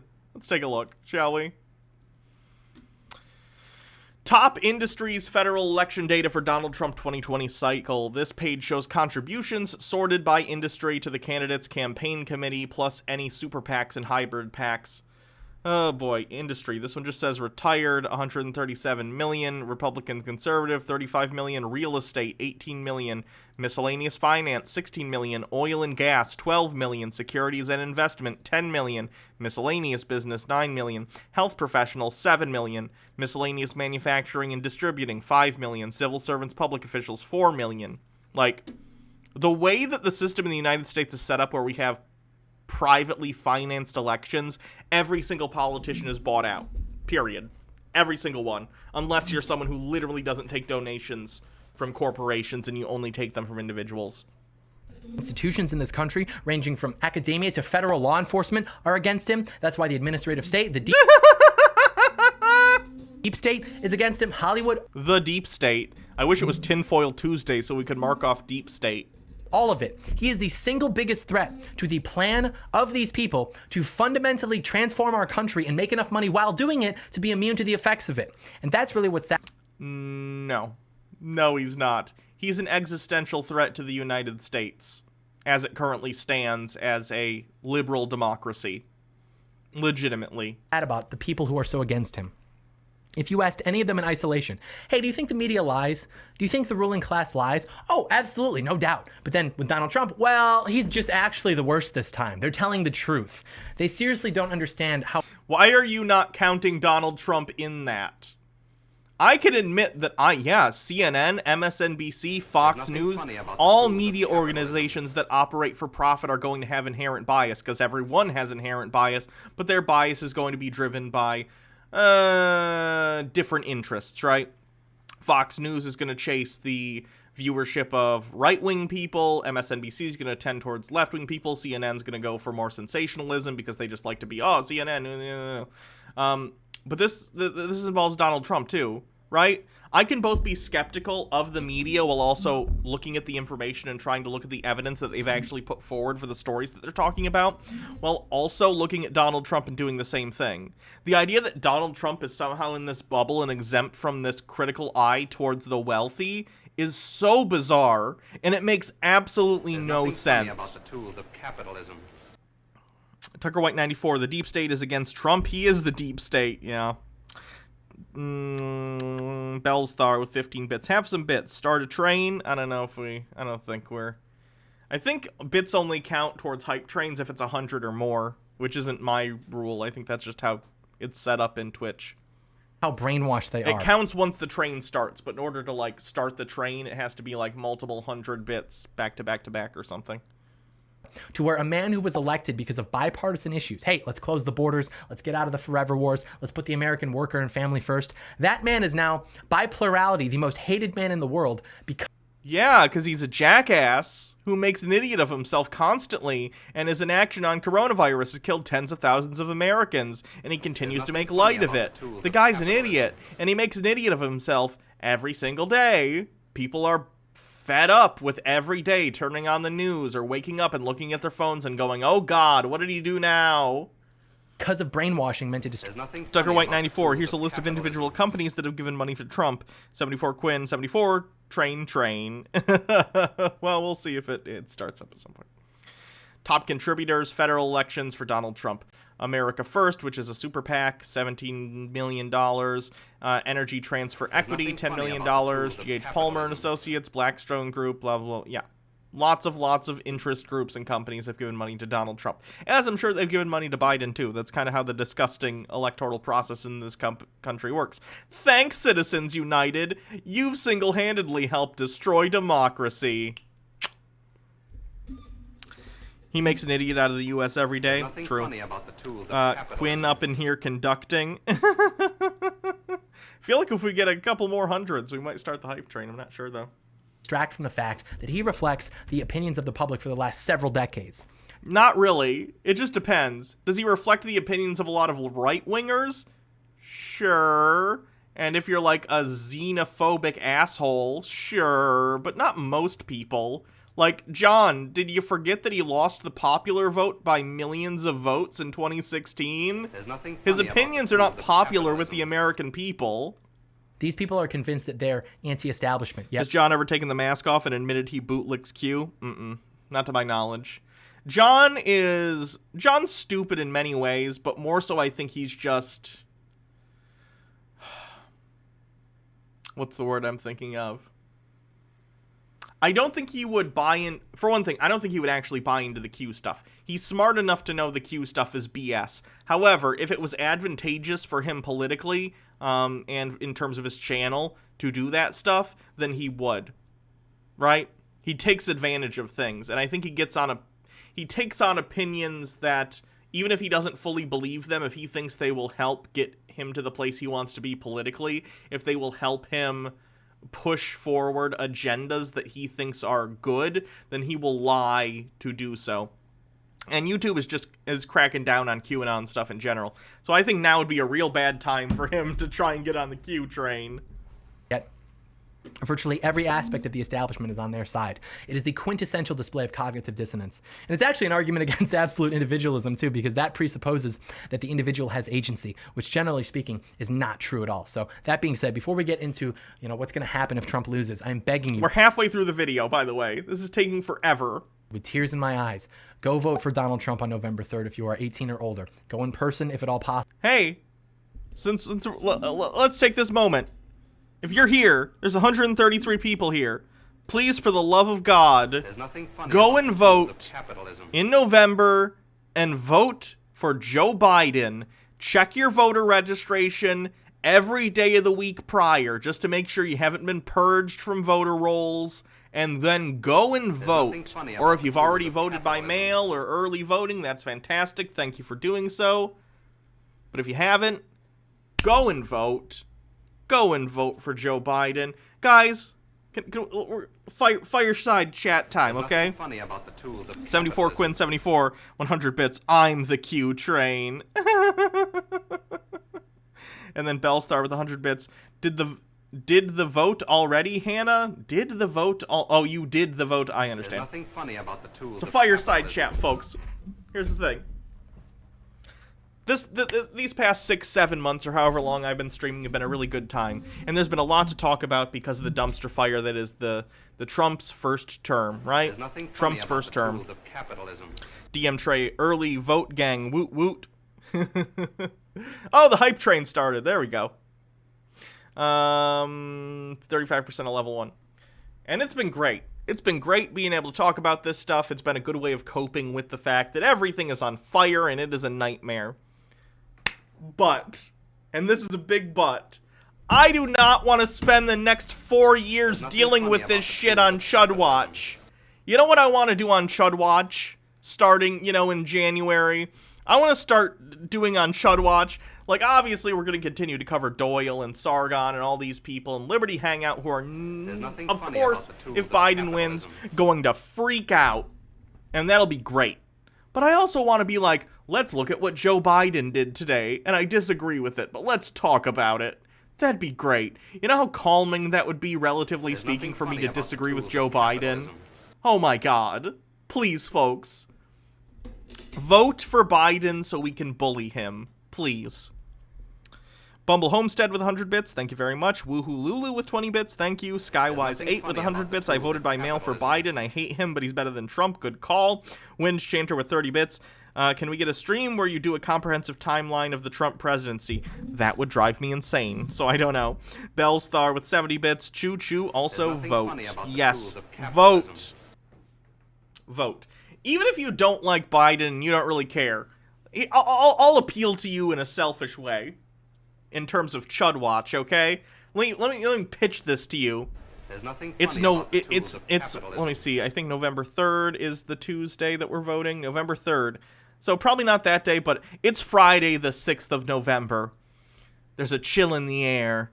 Leaves are still falling from the trees. There's nothing funny about the tools And you of sit down to watch an episode of Chud Watch, and it's me giggling hysterically for 4 hours while we watch video after video of weird conservatives crying about Trump. John Doyle telling everyone that it's over, folks. The deep state is won. Sargon barely holding on as we see a man broken, both from his loss in the UKIP election of past and that PTSD coming back as Trump loses. We can see Caitlyn Bennett maybe shit her pants again. That seems like something that would happen. We can see the most beautiful things, okay? We can see the quartering making a salty video about how Biden has dementia or something. It'll be beautiful, okay? Do this for me, fam. I want that episode of Chud Watch. I want it so bad. Okay, let's see. Ooh, my voice is starting to hurt. Chief Tony with 100 bits. I want Chud Watch to turn into seeing them cry because Daddy Trump lost. Very much so. Chessabelle with 100 bits. Does this add to the tradition? Stone Corbell with 5 gifted subs. Thank you. Toween24. Hopefully Chud Watch will be FBI raids of Boogaloo Boys House Watch. That'd be nice. And then Chessabelle with 100 bits. Stone Corbell rocks. Yes, they do. And then Lexa Black, 45 bits. Vote, vote, choo choo. Yeah. There's nothing funny about the tools of capitalism. Oh boy, my throat hurts. Let me drink some water. Sorry.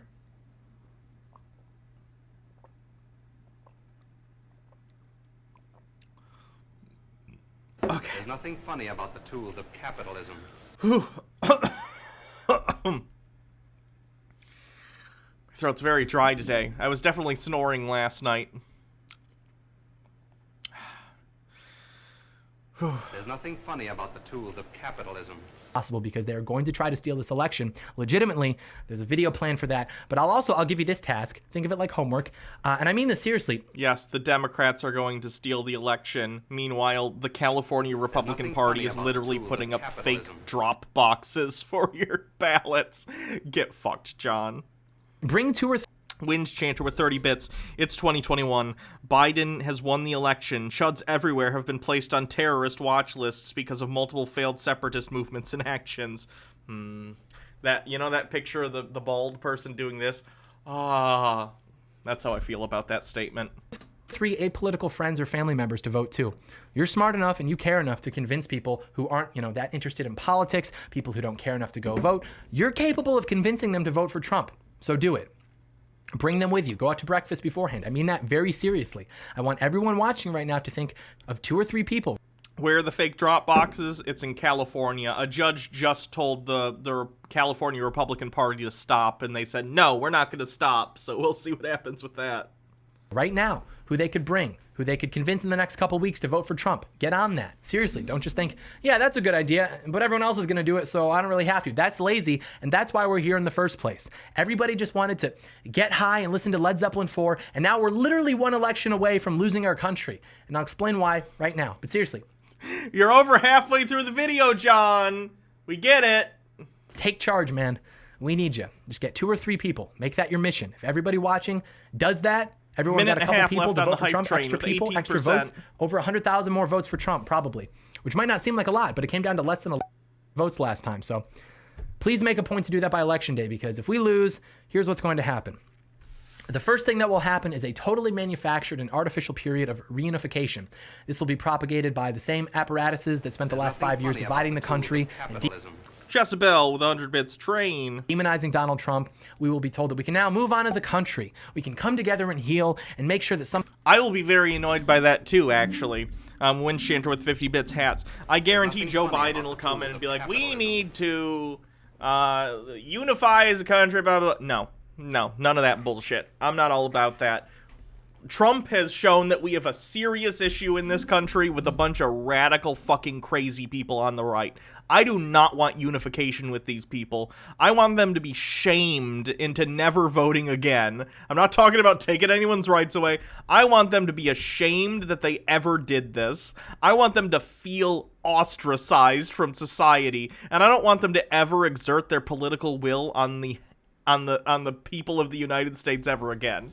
These people are shit, and I do not want them to be part of the fabric of the society in which we live. Something like Donald Trump never happens again. Sound familiar? The return of the never again, paving the way for the destruction of Americanism. Tucker White 94 with 10 bits. Oh Christ, John Doyle's just repeating the death of America talking points I hear every 4 years. Rush Limbaugh was saying the same back in the Bush years. Yep. These apparatuses will also elevate never-Trump conservatives, so-called principled conservatives, to give the illusion of bipartisanship. Crystal Cat with 200 bits. Hats for Hannah. Yeah, I think we got level 2. I think we got level 2. That's what we got to.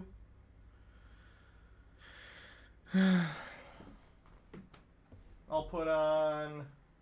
I definitely want to do a professor hat. I'll probably do both professor hats.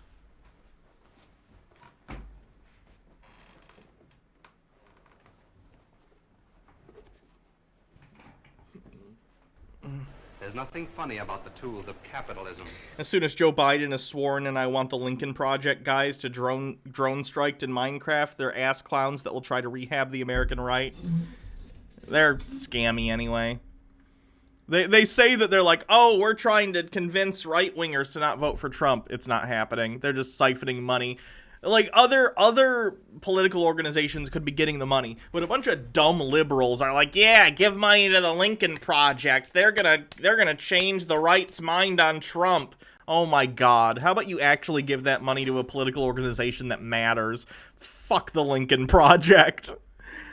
To give the illusion of choice so that the public is compelled to think, oh, okay, well, no, they're fine with conservatives. It was just President Trump that was bad. Okay, I guess they really were telling the truth. This is done not only to gatekeep the national dialogue and keep the Overton window of politics in the neoliberal consensus, but also as a psyop to ascribe legitimacy to the media after 5 years of blatant lying and disinformation campaigns. And then simultaneously, you'll see articles being published in conservative publications, some of which are probably a fan, declaring Trumpism to be dead. And they'll echo the sentiment of the media. They're going to seek to return to true conservative principles like low taxes, small government, and the Second Amendment. For the time being, the left will allow it. But in the meantime, Trumpism will be silently purged from social and mainstream media. I hope it is. But here's the thing. All of this is going to be bullshit. All of it'll be bullshit. I actually agree with John here. If Biden wins, there'll be this like media thing. They'll act like, oh, well, that's the end of that. That was a weird 4 years. And they'll act like it's not an issue. And then as like stuff starts ramping up for 2024, some other, whether it's Donald Trump again, because if he loses, he can always run again. But I don't think he will. If he loses, I don't think he'll run again. But let's say in 2024, Don Jr. or someone else, or one of his other kids decides to run, that would gain steam immediately. The people who support and voted for Trump are not going away. Period. They're not, and they're not going to be convinced they're wrong. This is the Republican Party now, guys, and we have to contend with that. Like, we have to deal with this, because it's going to continue. No matter how much the media is like, oh, everything's fine now if Trump loses. It's not going to be. It's not. The momentum of the war against Trump will be concentrated on his supporters. Oh God, Tucker Carlson running for president. Kill me now. Specifically as outspoken supporters with large platforms and influence, people who are affiliated with larger companies or organizations will be forced to quietly follow suit or be fired, will be told that his trade policy was simultaneously... You know, groups of Republicans that are voting for Joe because how Trump handled COVID. I hope that's true. I find anecdotes like that to be not...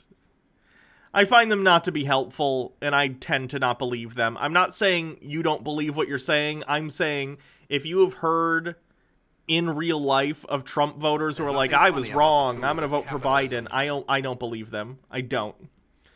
Tucker Carlson has a baby penis. It's possible. Chuds are already turning towards Tom Cotton, the guy who committed treason by telling Iran to break the Iran deal pre-Trump. Oh, lovely. And can you imagine? Think about this. We're very lucky that Trump is an idiot. Like, Trump is an idiot. Trump is an idiot. He is. He says really, really stupid things. If there was a smarter conservative, if there was a smarter far-right fascy type guy or gal who knew how to dog whistle better, but they still dog whistled, and they didn't make stupid statements every other day on Twitter, but still towed that line, then we're in big trouble. We're already in trouble, but that would be even worse. Because centrists, the idiots that they are, cannot read dog whistles at all. They just don't think they exist. So, like, if you could literally have some presidential candidate from the right doing full-on, like, 1488, the 14 words stuff on Twitter, and centrists wouldn't get it. And even if they're told, they'll be like, oh, I'm sure it's a coincidence, because centrists are idiots. Andrew Dickerson, here's a best-case scenario. Trump loses it. Instead of passing the torch on Inauguration Day, he'll flee the country to Russia and live there until he dies, since Russia doesn't have extradition policy with the U.S. Doubt. Very much doubt. That'd be funny, but no, that's not going to happen. Anyone who has the delusion that Trump is going to face some sort of justice after like, he loses the election, if he does, is out of their minds. It's complete fan fiction. Like, the idea that, like, oh, the New York, Department of Justice is going to get him for tax fraud or something. It's not going to happen. Period. No. The American justice system is not set up to actually make rich people atone for the bad things they've done. It's not going to happen. You have that delusion. It's a beautiful delusion. I agree it would be great, but it's fan fiction, and it's not going to happen. These are two hats. Disastrous and ineffective, that it was undiplomatic, that it was isolationist, it was outdated, it hurt the GDP. We'll be told basically the same thing with his foreign policy, that he's the reason those regions were destabilized, that we have to maintain a presence in the forever wars, that our post-war imperative is to engage in wars for liberalism, to enforce democracy at the barrel of a gun. How does that make sense? Doesn't have to. And with immigration, we will be told that it was a racist overreaction to a non-problem, that it hurt the economy and the GDP, that in order to heal as a nation, we will have to overcorrect and put an even stronger emphasis on diversity being our greatest strength. That'd be great. Not because of the GDP. I don't give a shit about the GDP. But yeah, I'm fine with immigration. It's fine. It's completely fine. Andrew Dickerson, I know that, but I think he'd flee the country. Doubt. Very much doubt. No chance. No chance Trump does that. And that we can look forward together as a country, whatever that means at this point, and be excited at our future of wars for liberalism and open borders with immigration and trade, both of which displace American jobs and workers. And if you speak out against this future, I'd call John Doyle a Ben Shapiro clone, but even Ben Shapiro understands the concept of brevity. You will be censored. You will be fired. And about 10 years from now, you will be charged with hate speech. And as a This doesn't sound crazy at all. Within 10 years, the entire First Amendment's gonna be disbanded because I can't say racist things at my place of work. Sure. Sure, John. Ooh, that's a good meme. It's a little bit like, sure, Jan.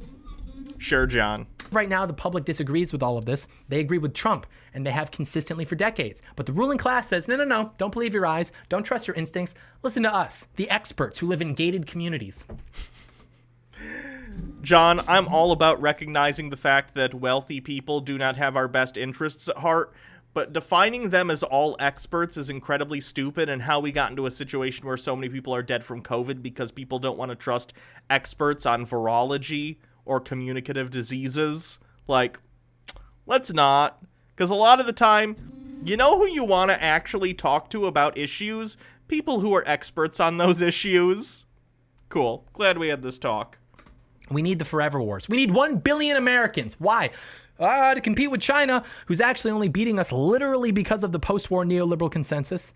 And we need to drain wealth from our country into China. Why? To compete with them. Who's with me? USA, USA. And that's just it. Trump didn't win because of socialism. Trump won because of trade, immigration, and foreign policy. And if we are to have a future, we have to focus on those issues the most, get into power, and then fight fire with fire and crush these people into the ground, because you cannot convince nor argue with that which seeks to destroy. These people are not seeking to create. So your option is only to destroy them first. MMO Addicted with 10 bits. In my honest opinion, the IRS investigation may ruin his reputation and lead to serious financial issues. Overall, though, he will not have prison time, but that is not the only kind of punishment in the world. In my opinion, he may have a mental break if he loses. If Donald Trump loses the lame duck section, you thought the last, like, almost 4 years, the last 3.5 years have been a nightmare? Just wait until Trump has the powers of the presidency and absolutely nothing to stop him from doing whatever he wants because he doesn't have to worry about re-election.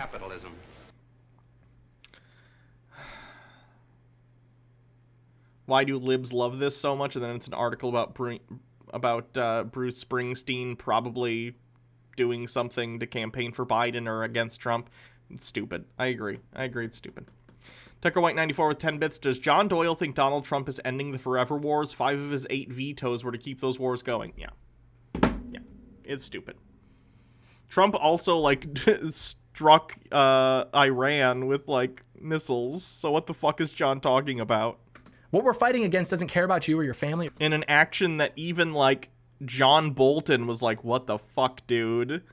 And then he also had a leader assassinated. Like, what, John? Are you living in the same reality as the rest of us, or what? Your country, they're actively trying to destroy all of them. And they love nothing more than to hear you say, well, I won't fight back because I'm actually better than that. Because they probably paid someone to put that idea in your head in the first place.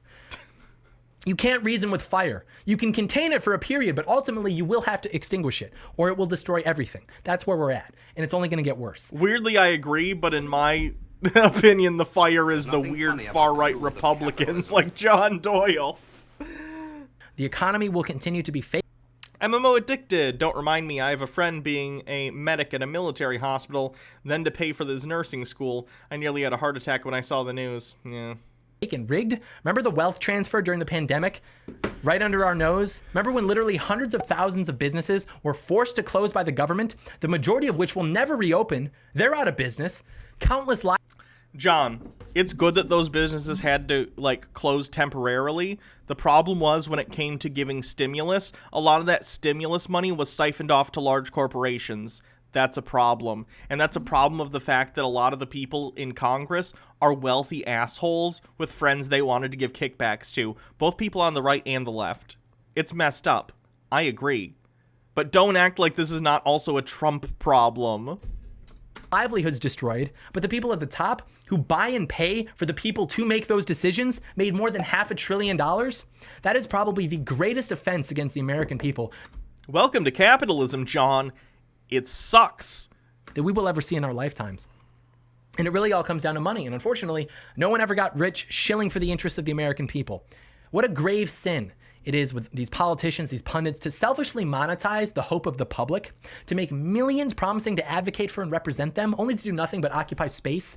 You're describing Donald Trump. You're also describing Donald Trump! And pad their own pockets. Yeah, have fun while you can. You're gonna get yeeted into a lake of hellfire, my guy. It really is a great strategy. Like, you tell the left, everything is the fault of business. So then they're elected. They collaborate with big business to regulate small business into the ground. And then you tell the right that... Nothing funny about yeah, the rules of capitalism. Liberals are awful. I agree, John. Again, he's so close to figuring it out. Yeah. Businesses are actually the good guys against the bad guy, which is government. And then you get donations to conservative groups from big business so that everyone is too busy screaming, well, socialism sucks, to realize that they're actually being screwed over. So that's basically the trend with the economy. And that ties into everything else that's going to happen. And so we'll come back to that. But with immigration, Biden has already promised amnesty for illegal aliens. We've been told for years that there's only 11 million, but a Yale study suggests that it's actually 22 million. That's fine. I don't care. It's probably... They're already here, John. If they're already here, what's the issue? Even higher, and with 20 million new Americans now eligible to bring over family members because... How about you don't say Americans, John? If they were given amnesty and citizenship, they wouldn't be Americans. They'd be Americans, you fucking dweeb. Because of chain migration, that really ends up looking like 40 or 50 million new Americans. That's all... Can we... What is this? What is this? They would be Americans, John. They would be Americans if they were granted American citizenship. What is this? What the fuck is this about? On the first term. So what happens then? Texas goes blue. Florida goes blue. Nevada, Arizona. Oh. Yes, John. Keep going. You're gonna make me nut. New Mexico, Colorado, those are cemented as blue, along with Virginia, Georgia, probably North Carolina too, Michigan, Pennsylvania, Wisconsin. Michigan has typically been a blue state in the first place. It was very shocking in 2016 when it wasn't. Minnesota. Blue in terms of presidential elections. It's more complicated that in terms of the governorship and Senate races and stuff. Best case scenario, those are all now blue forever, which means best case scenario electorally, Republicans pick up 157 electoral votes in a presidential election, not even taking into account how the distribution of votes would change with the new Americans, plus the... Stop doing this! John, if they were granted citizenship, they'd be Americans! What is this? What the fuck is this? I hate it so much. Fact that they'd be in charge of the 2020 census. It's because they're not white. So Republicans will never win the presidency again. We'll probably never have control of the House or Senate again. And even if we did, yeah, they just veto anything that we pass because they don't have to play ball with us anymore. There's nothing funny. That'd be great. Please let this happen. Tucker White 94.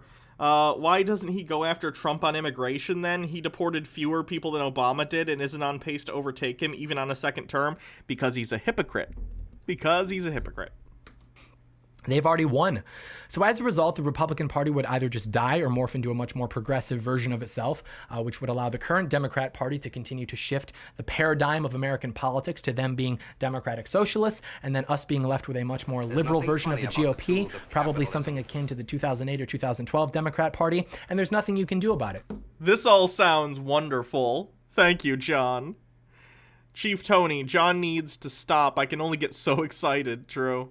You didn't vote for this. Not in 1965 with Hart Celler, not in 1992 with Bush Sr. In fact, the public has consistently wanted less immigration, but who cares?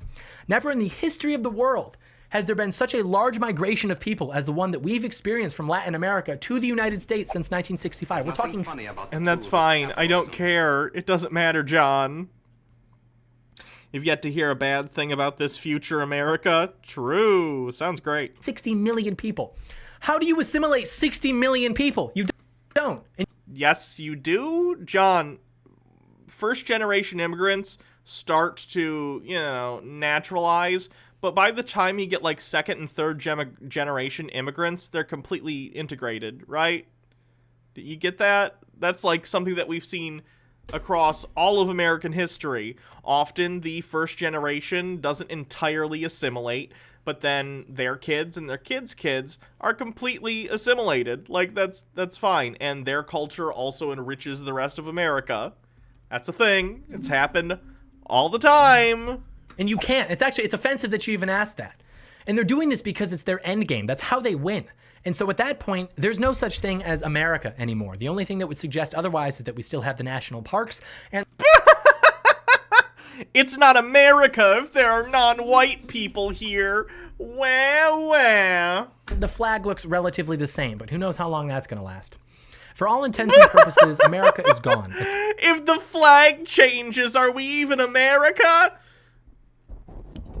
John, the flag has changed multiple times throughout American history, you dumb fuck. What? At that point, the culture's gone, the language is gone, the history and the heritage are gone, the economy's dead, bought and sold by a transnational ruling class, and all we're left to do is buy products. And at that point, you're going to get everything. You're going to get hate speech laws, your guns are going to get taken from you, and if you think that you're going to fight back, okay, they'll kill you. They don't care. Winds changer with 10 bits, as opposed to using gerrymandering and voter suppression to win, John. That's what they wanted to do anyways. It's no skin off their back. And don't think that you can just hide off somewhere in the woods and try to keep to yourself. People have tried that before. I wouldn't know anything about that, but think early 1990s. And that was even before mass surveillance. You're also going to have to pay reparations. Are you referencing the Unabomber? The guy who sent bombs to people? As a part of this period of healing and celebration of diversity. And this isn't all happening overnight. Tucker White 94, John Doyle shows how little he knows about the Hispanic people, considering Hispanic people who are largely socially conservative Catholics will then vote Democrat. It sort of depends. I mean, if we're talking about the abortion issue, then I imagine people from Latin America who are going to demographically trend towards Catholicism, yeah, it's very possible they'll vote Republican, but I feel like their kids, when they get older, might not be, if the Republican Party continues to be the same as it is today, where it's pretty dog-whistly and racist. I don't know. by the way, but you will see all of this in your lifetime if the trends continue. And with the increased collusion between big business, big tech, and the government will come even more surveillance. Think social credit scores in China. Oh, you have the wrong opinions? Cool. Now you can't open up a bank account. Now you can't travel. You can't rent a car anymore. Oh, and you can forget about protecting your kids from this. You think you'll be able to afford that? The economy is going to get really bad for people like us. Not even taking into account the war that they're going to wage on us for being conservative, it'll be impossible. In fact, if we follow the trends, what will probably happen... Cadams, thank you for subscribing with Twitch Prime. The death of the GOP would be a good thing. I agree. Is they will find out that you're raising your children to have an authoritarian personality, which will be defined as child abuse, and your children will be taken from you. Don't agree with the gender identity of your child? Oh, you're an unfit parent, so the state will step in. Yes, please. If you're an asshole who refuses to accept that your kid's trans, if they're trans, please take them away. Winch Chanter with 10 bits. I propose we change the name of the Catholic Church to the International Association of Pedophile Protectors. MN Broodwick.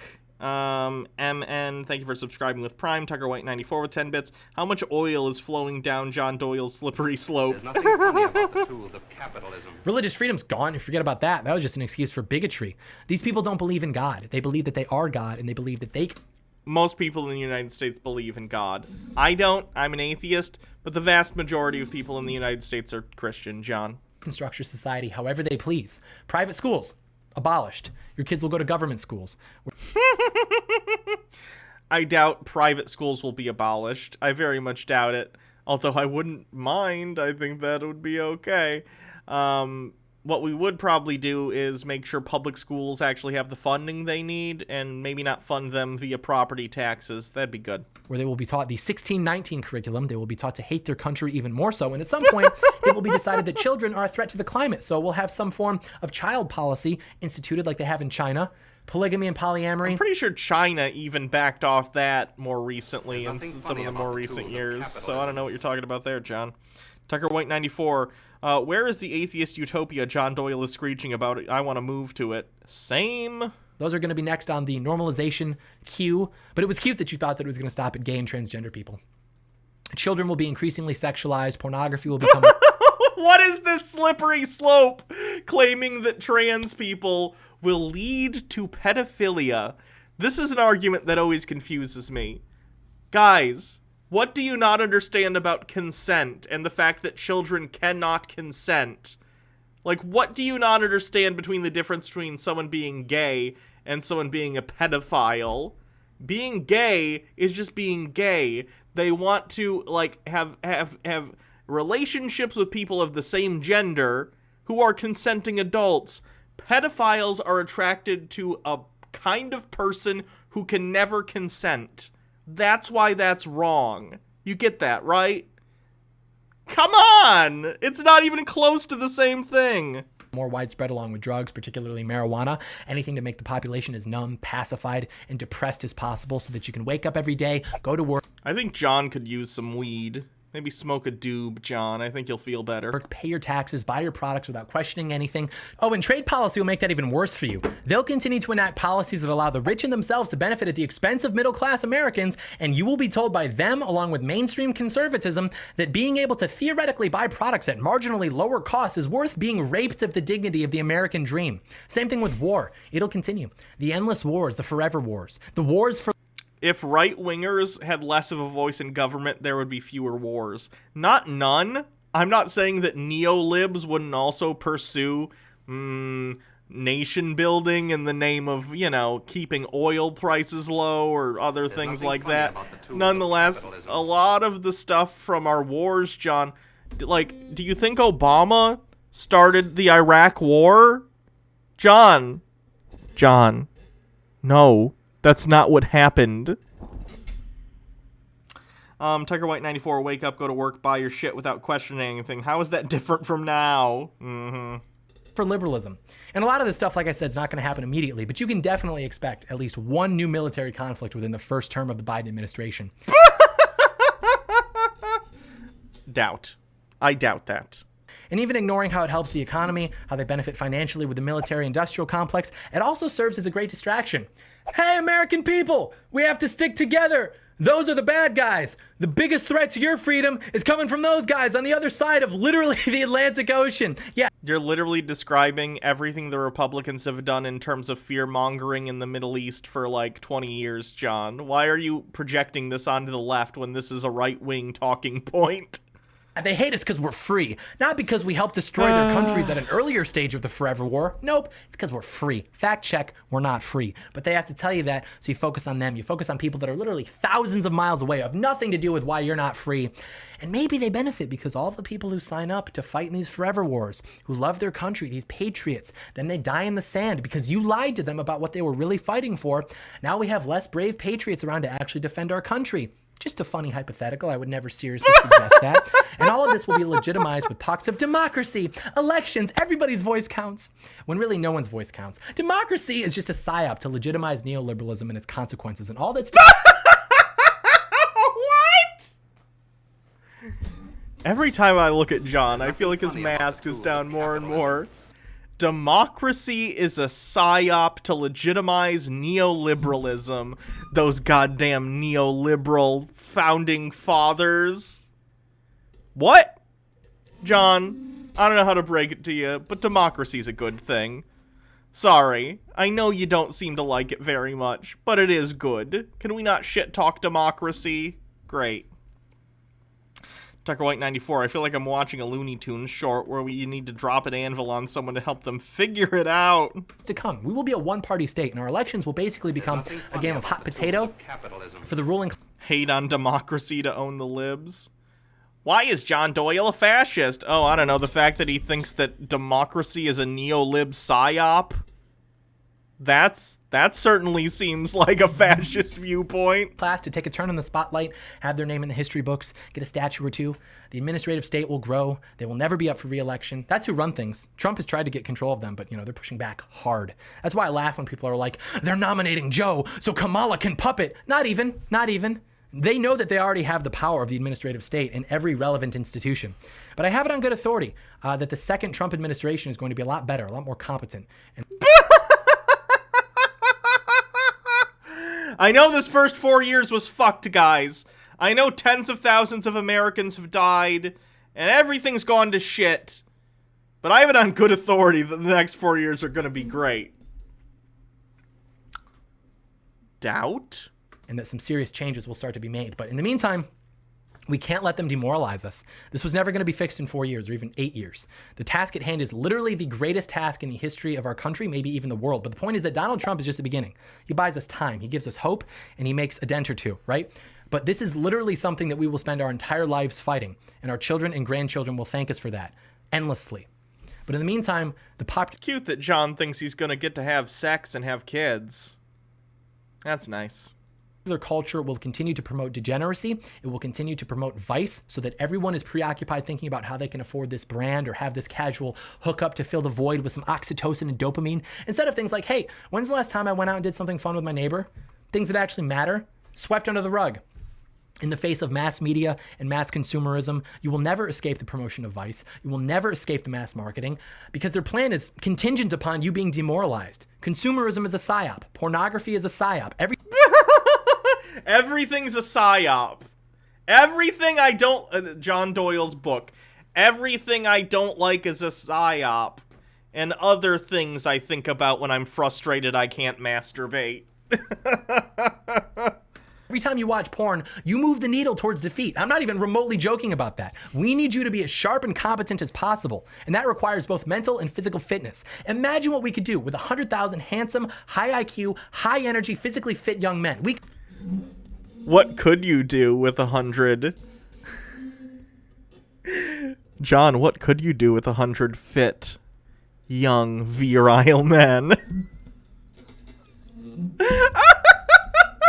John's the worst kind of coomer. He's a coomer who never cooms. And that's not good. We could win is what we could do. And I like winning. I'd like to be tired of winning, but it's up to us. We can ride the decline. We can accept defeat. Just ride this degenerate wave of wealth and prosperity until it comes crashing to a halt. Tucker White 94, how much do you want to bet John Doyle's computer is filled with porn? Probably. And there's nothing we can do about it, or we can better ourselves. We can discipline ourselves. We can push back. We have no choice. Because no coalition of people who lack discipline, who practice unhealthy lifestyles, who are nihilists, no coalition of people like that have ever been successful at anything, ever. And luckily for us, the type of people we're going up against, that's them. There's nothing funny about They have a tremendous head start, though, but we're still here. Yes, clearly I'm nihilistic, and I don't care about anything, which is why I do this show. Towing24, can't imagine. Can't wait to watch this replayed on court TV when John goes to trial after trying to overthrow the government. John's the kind of guy that I'm surprised he didn't end up in that group that tried to kidnap Governor Whitmer. Seems like his type of thing. Antipodian Squid with 50 bits. I swear every time I tune in this week, I come in thinking, what is this new weirdness I walked into? Welcome to the stream. We're not going anywhere, but the window's closing. It's closing quickly. So you have to decide. You have to make the choice. Are you going to watch it close? Or are you going to jam your hand in there, man? It'll suck. You'll have to make sacrifices. It'll cost you money, friends, opportunities. Who even knows? But the more of us that do it, the John, don't use your hand. You haven't coomed in years. Shove your massive, overfilled testicles in that door, okay? They're impenetrable. They're going to stop anything. They're so full of coom. This is disgusting. I'm sorry. easier it'll be on all of us. We have to stick together. It's the only way. You know, we can make America great again. Don't waste your time on me. You're already the voice inside my head. I miss you. Don't waste your time on me. You're already the voice inside my head. I miss you. This is how we warm up. This is the outro. But before, you gotta warm up the voice because we're about to talk. But you're watching this after. Okay. There's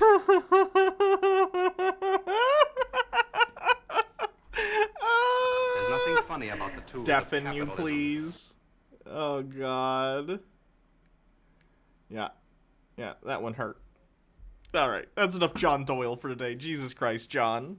Get a hold of yourself.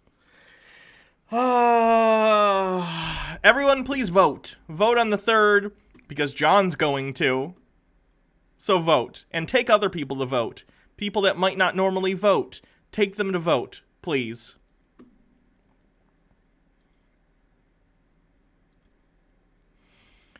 Let's see what else we got. Let's do some cleanse, okay? Funny about the tools Tucker White 94 10 bits. Someone take this gun from my hand, point it at my head, and pull the trigger. Fun times in Cleveland again. Still Cleveland. Come on down to Cleveland town, everyone. Under construction since 1868. See our river that catches on fire. It's so polluted that all our fish have AIDS. We see the sun almost 3 times a year. This guy has at least 2 DUIs. The flats look like a Scooby-Doo ghost town.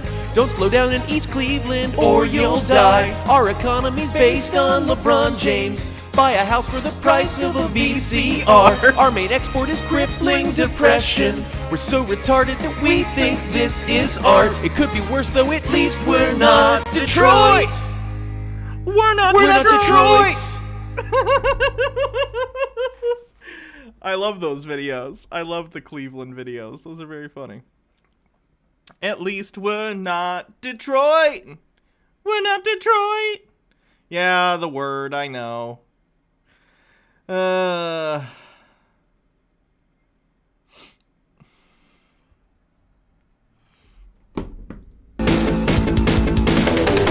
you know what? I'm gonna tell you a story. I'm gonna tell you a story about back in the day.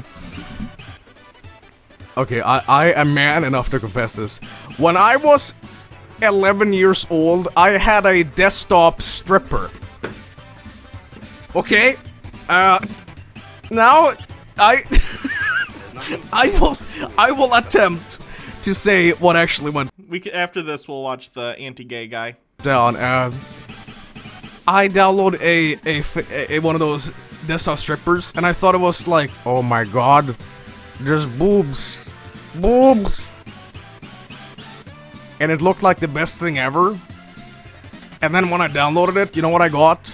A 2-frame 24 by 24 pixel GIF of a woman having a seizure. I'm not even joking about that. And it was super sped up too. The worst part, I couldn't get it off my PC. So I had to ask my dad. My dad was so disappointed. This isn't as good as the worm one from yesterday.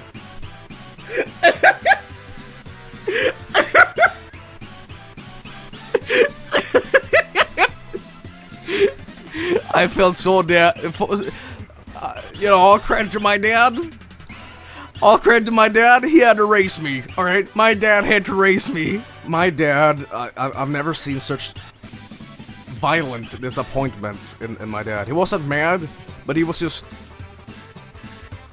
so regretful that I existed. This one isn't as funny. See if 538's updated. No, looks the same. I'm obsessively checking 538. Okay, so this is a guy, royalty Align, believes that homosexuality is evil or a sin or something. So let's see his reasoning for that. Reasoning. In light of fallen nature.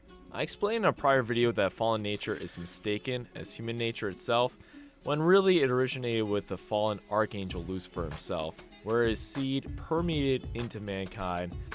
He's referencing a video he did previously where he believes that when we talk about, like, oh, human nature, it's not human nature, it's fallen nature. This is only our nature because it happened in the Garden of Eden, which, you know, that would encompass every human being who's ever lived. So, seems like that would be human nature to me, but whatever. Make the differentiation to make yourself feel better about the homophobia. Do you?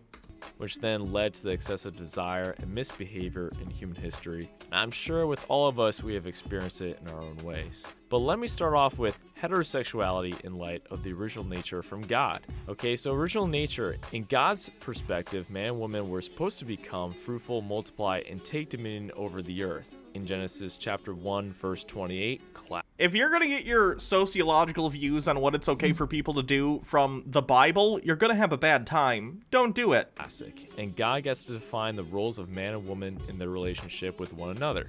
Why? Men and women are... Why? I'm genuinely curious, even from a Christian perspective. Like, if God created beings, and those beings are happy being with each other, and they're, like, a same-sex couple, like, what's the issue? Why does God get to then dictate to them, no, you're doing it wrong? Like, God made them, and if that's how they feel, then God made them that way. So why would it be within God's purview to say, well, don't do it that way? Why? Then why did God make them in that way? Why did God make them attracted to someone who's the same gender as them? Why do, God? Why do? Then to keep their proper positions and appreciate their identity in his purpose of creation. Speaking of proper positions, fun fact, there are stuff that were Bible stories prior to the Bible actually being put together, because what we know is the modern Bible was put together more or less at the Council of Nicaea, okay, which was a thing. So prior to that, there were tons of stories that were about biblical figures that didn't make the cut into the Bible. But nonetheless, they were considered canon back in the day just as much as everything else. Antipodian Squid with 10 bits, God's a boomer, go forth and live freely. Wait, no, not like that. So in the Bible, and you can actually notice this too, in the Bible there is a, how do I put this? Man and woman gets created twice, sort of, or at least woman gets created twice. And it's kind of confusing, but it makes more sense with the context that originally there was a story that was between those two things in which Eve was not the first woman. According to this story, Eve was not the first woman. Lilith was. Lilith was created along with Adam. So it was Adam and Lilith, not Adam and Eve. And Lilith was evil because she didn't want to be subservient to Adam. She wanted to be equal, or even, gasp, when they were going to go and have intimate times, she wanted to be on top. Oh no, and that's a sin that God cannot allow. So God, like, cursed her, and Lilith became basically a demon. And this is true. I mean, it's true in the sense that this is what people believed. For a long time, certain Christians thought that nocturnal emissions that many men get in their adolescence, which is when you coom in your sleep, let's say. I don't know why I said let's say. That's literally what it is. They thought that that was caused by Lilith coming into your room at night as a demon and jerking you off. There's nothing funny about the tools of capitalism. Kind of fun. They also thought Lilith smothered babies in the crib. Sniped, says Mitchell Drummer. Or Mitchell. Yeah, Mitchell Drummer. And then Tucker White 94, God exists outside human understanding. Oh, then I guess he should explain himself better. Yeah, okay, I'm caught up. So God established this original order to experience balance and harmony of love, where all are free to equally love and be loved, feeling each one's value within the family. Okay, but, like, not really, because there are people who are just gay, right? So they're not being allowed to equally share in love the way that they want to, right? If someone's gay, and I'm bi, so I'm attracted to, you know, men and women, and that's cool, but there are people who are just straight and can only be attracted to people who are of the opposite gender to themselves, and then there are people who are just gay, who are just attracted to the same gender. And that's fine. That's completely fine. There's nothing wrong with that. To tell a gay person, like, you have to be with someone of the opposite gender even though you're going to be miserable, that's terrible. That's terrifying, and it would make no sense for an all-powerful God to do so, because God would have had to make people gay in the first place. Like, we know at this point that people don't, like, choose to be gay. That's not a thing. People have, like, an orientation, and that's fine.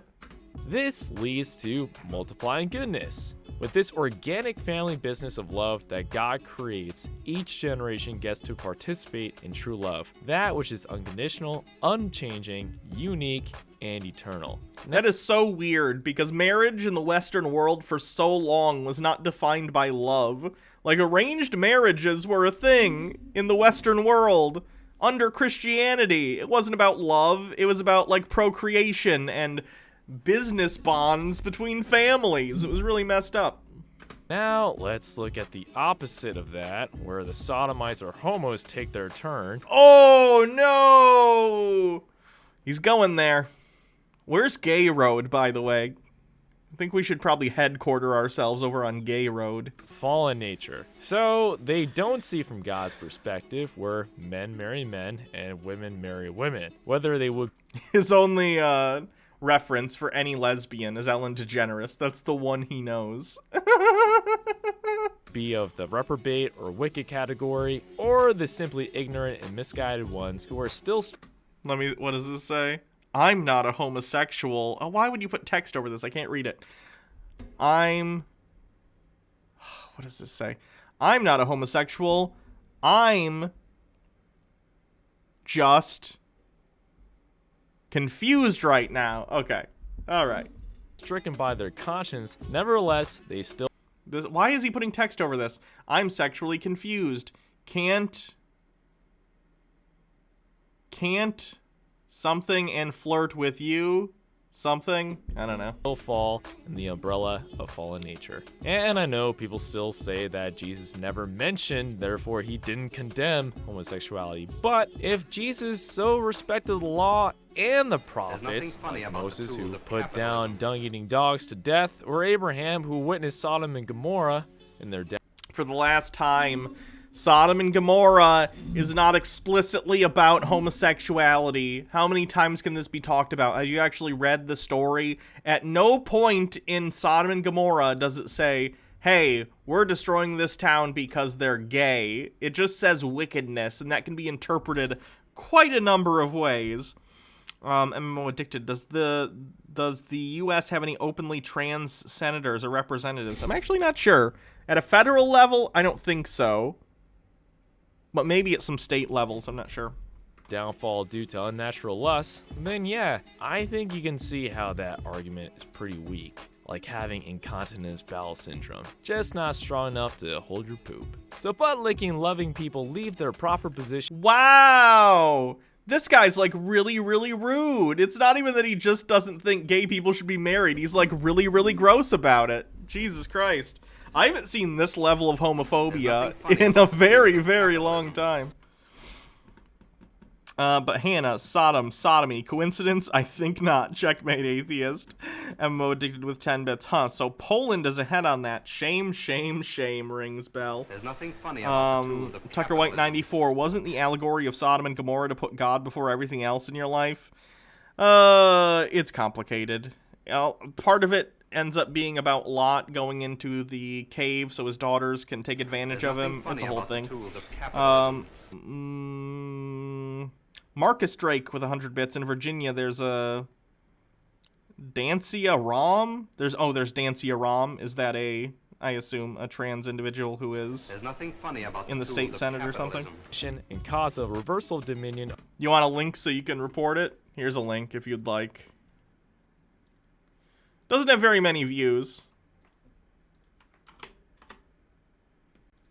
Of authority to then experience imbalance and disharmony of love between man and a man. There are two subjects violently vying for the alpha position, while the women on women, well, they are so disoriented by their forced positions leaves them by just being frustrated. Seriously. What? Women are more co-team players. They don't operate in hierarchies with each other. Once a There's so many problems with this video. First of all, why do you think all relationships need to be a hierarchy? Because that's a really messed up way of looking at your relationships if you think that you're like in charge of the relationship and of your partner.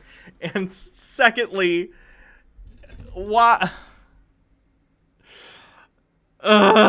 you think that lesbians are confused and it can't work because they are cooperative. This man's poor wife... My goodness. Woman, especially in equal age, is in a ruling position over another woman, leads to total chaos. A woman cannot handle a man's role in being patient with another woman. And the woman in the man's role, while she may be seeking for respect, like a man, but really wants love because she's a woman, is getting respect from her partner and yet hates her partner for giving her respect. Parka12 Tuzo, thank you for following. This is messed up. This is a really, really bad video. He's got so many backwards misconceptions about so many things in regard to relationships, gender, sexual orientation, gender identity. It's all just a mishmash of garbage. It's literally like someone went to a dump and just like took a bunch of garbage from the ground and smushed it into a ball and threw it at me. Oh my gosh, this just leads to cat fights and but it leads to cat fights? His only knowledge of women comes from Degrassi. You just watch Degrassi a lot, or other soap opera type things where women just like fight each other. Stupid. Bunch of brutality on each other. I'm sure a lot of lesbians can relate. There's nothing but funny about the tools of capitalism. Oh no, is this gonna be a what did I walk into vid again? Yeah. Even though left, he's like a conservative Christian, a creationist, and an incel, all wrapped into one. This would like to say that the definition of gender doesn't exist. You can tell. What? No. It's that sex and gender have two different definitions. You can't even get the position of people you disagree with right. Who takes it up the ass and who wears the dildo. Multiplication of evil, which means that it leads to chaos so far literally to the point of death without any fruits. Oh my god, this is someone who died of AIDS because the Reagan administration failed to act. You absolute monster. While they lead to their own demise by getting STDs, HIV, AIDS, they surely have a short lifespan and live pretty much unhappy lives that they like to lie to themselves saying, it'll get better, just put more hot dogs up your buttons. the it gets better thing was targeted at gay and trans youth, right? Because they get bullied a lot. Most people who grow up and live independent lives and live as themselves if they're gay or trans are quite happy. Do you know any gay people? Tucker White 94, as a bisexual man who's dated a bunch of men and women, I've known women who were stoic as fuck and men who were emotional as fuck. Yeah. But worst of all, really, is to not only end their lives in an unfashionable death, but they rather take some with them in order for their lives to find any meaning. Like what the late Jerry Falwell says, homosexuals don't reproduce children, they recruit. As we can see, straight people have gay and trans kids, dumbass. Comments are turned off. Coward. see with government, state indoctrination schools, what they program our children in learning literally by drag queens and gay prostitutes to embrace this Talmudic reasoning behavior. Gay prostitutes? What drag queen story time are you going to with gay prostitutes? What are you talking about? Which, if it were fully embraced by us taking the ticket, would literally dilapidate our society within one generation. And that is homosexuality in light of fallen nature. So remember everyone, be fruitful and multiply, don't be fruity and blow guy. Peace. Yeah, I'm not reading that, Andrew Dickerson. I normally would, but I don't like that kind of... It plays into the homophobia if you make, like, jokes like that. Like, no, not doing it. This guy's nutty.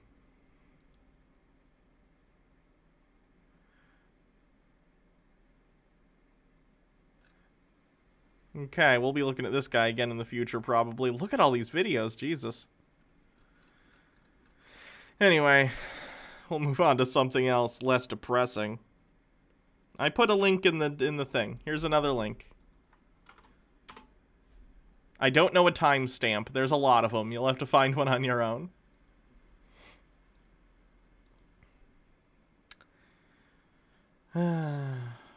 Okay, so this guy, Sticks Hex and Hammer 666 has a video entitled "Don't Read Too Much into Very Limited Early Voting Results We Have." He's going to be talking about the early voting that's happened, so far, for the 2016 for the 2020 presidential election.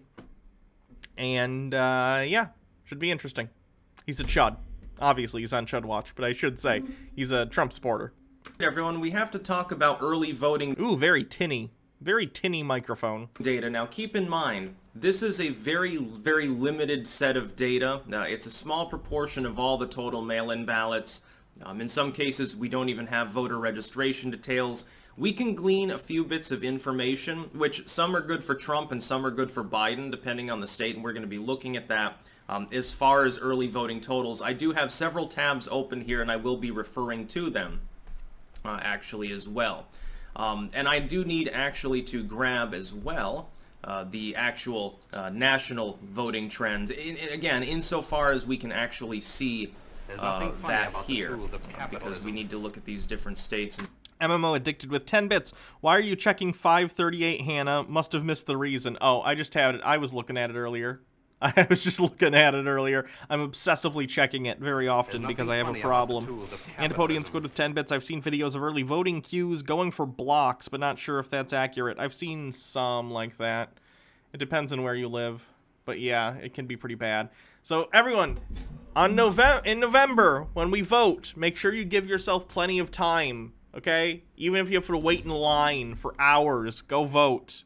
And so forth. It matters a lot, guys, please. We've got Minnesota, Arizona. This guy's a Holocaust denier. What a shock. Nevada, and so forth, and gleaning some potentially useful information. But keep in mind, you still have at least potentially another debate to go. That can change things. There will be polling shift in one direction or the other before voting day. We don't know what proportion of people are going to turn out in person. The general consensus is that Trump voters are more likely to vote in person. Poll after poll has shown there's a heavy favorability towards that. Now, among Trump voters. That being said, that could be a total fluke. It could turn out to go in the other direction. Anyway, The first thing I notice here, and there's a link in the description to the national polling, is that so far, insofar as they're tabulating, they're saying that there's over a 350% increase in people requesting ballots through the mail. That's significant.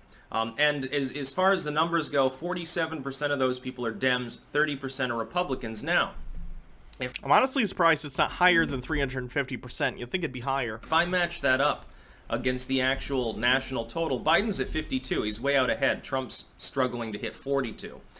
The thing is that if I look at those numbers, it would indicate that Trump is gaining enormous proportions of support from unaffiliated voters. Biden's votes are coming almost entirely from people that are already registered as Democrats. In a hyperpartisan election, this would not necessarily be good for Biden, especially when Trump's in-party enthusiasm is so high. If he's managing to get more than half of the unaffiliated voter base, he will presumably win. It might even be closer in the popular vote than it was in 2016. So that's technically good news for Trump, but keep in mind, some of these states aren't contributing registration data. I like that he says the popular vote might be closer, but he still doesn't necessarily think Trump's gonna win the popular vote. Our country's messed up. That could skew it. This is only technically compiling 6 states for registration data. Now, 4 of them are very much in play. You get places like you get Arizona or Pennsylvania. That being said, it's just a sample. It's a skewed sample. I mean, it could be 5 points off for all we know. Then we look at Florida. In the Florida polling, Biden is at 51 and Trump is at 40. Again, though, if you look at the registration data, Trump is 13 points behind. That is a massive oversampling of Democrats. Since Florida we know is virtually a 50-50 state, that would move the numbers significantly, and also, again, it would indicate that Trump is gaining most of the unaffiliated voters. I don't think that's the case. I feel like at this point, if you're on Trump's side, you're not an unaffiliated voter. Why would you be an unaffiliated voter and look at Trump and go, yeah, that guy's reasonable? You would literally have had to watch 0 clips of him over the last 4 years speaking. 0. This would comport to polling, which shows Trump up several points in most recent polls in Florida. I expect him to retain it most likely. This was on the 11th. Let's take a look at recent Florida polls. Florida.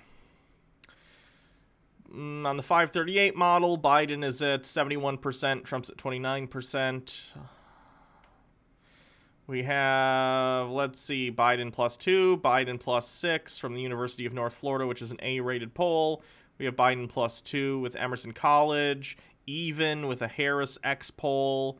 The more recent ones have Biden up still. So the last time Trump had a plus poll was with Trafalgar Group, which is a C- rated poll on the 11th, and he's only up 2 points. So, like, Biden's up in the polls in Florida. Again, I'm not saying that means he definitely wins. Polling errors are a thing. What I am saying is the information we have currently shows that he is higher in Florida currently. Part of this is due to the Democrats moving far left, alienating the Cuban vote. My God, I wish the world existed as it did in the heads of dumb right-wingers who think that the Democratic Party has moved super far left. Please, please, I wish that were true. And if turnout is high, Trump will win Florida. That, by the way, is the big prize of the night. Unless you assume Texas is in play, I tend to discount that fact. Then if we look at Michigan, this is bad news for Trump because the Republicans actually have a couple of points of additional registration, and yet Trump is 10 points behind. Yeah. Michigan's looking pretty bad for Trump, but I guess we'll see. I was disappointed in my home state in 2016. Maybe I'll be disappointed again, but the polling has been pretty strong for Biden. But again, like I said, polling errors do happen. An 11-point or a 6-point polling error, though, that's pretty bad. 8-point polling error, that would be terrible. Like, you could maybe expect, 3, 4, maybe even 5 in terms of, swinging from the polls to the actual election. But if you're swinging, 6, 8, 11 points, that is terrible polling, which is possible, but not super likely. I think Trump should probably give Michigan up. to tell the truth. And I haven't been counting on him to necessarily retain it anyway. Much like with Arizona, the chance that it flips. 74 Quinn 74 with 50 bits. Remember that post of the quote, "This is the world liberals want," and it was literally just a gay dude and a fully covered Muslim women sitting next to each other on the bus? Yeah, it was hilarious. Like, yeah, people getting to live their lives the way they want and not hurting anyone and just minding their own business. I would love that. Please. Trump's biggest takeaway would be grabbing up Minnesota. If he can retain all the states that lean red anyway, like Ohio and Georgia, and manages to hold Florida, if he does flip that, he can literally lose Michigan and Pennsylvania and Arizona, and he still comes out ahead of 270. The fact that you're even considering Georgia as a potential state in which Biden could lose points to pretty bad things for Trump, that he might lose Georgia. Now, I don't think he will, but it's pretty close. So it'd be a huge loss. Michigan has quite a few electoral votes, but I don't expect Trump to win. And this comports to polling. It shows Biden being a couple points behind his polling average, and that, by the way, is another big takeaway. It looks like Biden is slightly underperforming polls in samples that tend to skew towards the Democrats. Mail-in ballots tend to favor, this is the general consensus, the left, as opposed to Trump voters who are more likely to vote in person regardless of their partisan background. If you add on to that also an enthusiasm gap, Trump could come out 5-6 points ahead of his polling average. The enthusiasm gap is a myth as far as I'm concerned in terms of this particular election. It's something you could probably talk about in 2016, especially when we didn't have a record of Trump's actual actions in office because he'd never been a politician before. But that's just complete bullshit, this election. It doesn't matter at all. People, just because they don't love Joe Biden, doesn't mean they aren't enthusiastic to go out and vote for someone who isn't Donald Trump. Of course, there are, like, really hardcore Trump voters, people like John Doyle, who are really, really sucking that big orange you-know-what, and saying, like, yeah, Trump, woo, everything's great, woo, don't worry about all the people who died, and all that stuff, woo, woo. Rich people feelings line go up, so it's good. But they're, like, a minority of people even within the Republican Party, okay? Like, the idea that there are all these people who love Trump and it's most of the country, that's a delusion. It's not the case. People do not like Trump. Even a lot of centrists are like, oh, because look at how much Trump gets covered constantly compared to past presidents. He's a national embarrassment. So I think the idea of our typical ideas of voter enthusiasm aren't going to come into play as much during this election. At least as much as we would traditionally consider voter enthusiasm to be positive feelings towards the candidate you are voting for. So he could literally win the popular vote. I'm not counting on that being a high likelihood, but it's possible. But in Michigan, it wouldn't be enough. Even a 5-6 point swing wouldn't give him Michigan. I think Trump will lose that particular state based on the current metrics. Again, anything could change. Biden has an aneurysm, Trump, defeats Satan or something like that, drags him up out of hell and puts him on a pike or something. Things can happen, but it's just the preponderance of likelihood is not there. In North Carolina, Biden is 2 points ahead. Again, in a sample that doesn't give us registration data, so it means absolutely nothing. That would put him ahead of his polling, at least in some of the polls, and show Trump rising up higher. Again, in North Carolina, which has leaned at least slightly red recently, an enthusiasm gap plus a differential on actual election night gives Trump North Carolina. I think it's likely. Some states have moved towards the center, and other states are becoming more partisan. Like for instance, Nevada has becoming more blue over time. Colorado, some of those states, New Hampshire. Meanwhile, Ohio is moving back towards the center feasibly. You have Georgia becoming more of a potential swing state in the future, and certainly North Carolina is almost a 50-50 shot. I expect a high degree of chance Trump retains North Carolina. In the state of Nevada, Trump is 6 points behind, but we don't really have any other meaningful data. We've only got a couple polls here, and it would show Biden arguably 3 or 4 points below his polling average. If that continues... I do have emote slots open. After this video, I'll upload it. I would expect Nevada could be in play. Thank you. There's not a huge chance, but it is technically, it's a toss-up state right now. And by the way, that's terrible for Joe Biden. If Trump does manage to pick it up, let's say Trump picks up Nevada and Minnesota. He can then lose 2 or 3 states to... MMO Addicted with 10 bits. Quick question. If Biden dies in office, Kamala becomes president, but does she choose her new VP or does someone inherit the position? You select a new VP. I'm like 90% sure. Depending on which ones they are, and still come out ahead as long as Florida's not one of the states he loses. Pennsylvania is looking more likely to flip. Basically, the 2 states that Biden is most likely to flip are Michigan and Pennsylvania. The 2 states that Trump is most likely to flip, in my opinion, are Nevada and Minnesota, those 2. Trump's pickups would be considerably smaller, but if you pick up anything, that's always good news for your campaign, and the map won't look exactly the same as it did in 2016. You can see a trade-off. Trump wins by about the same margin, but the states are different, something like that. We look at Arizona. Trump is 2 points behind, but again, in registry data, you've got a 50-50 shot here. Let me see what Arizona's up to today.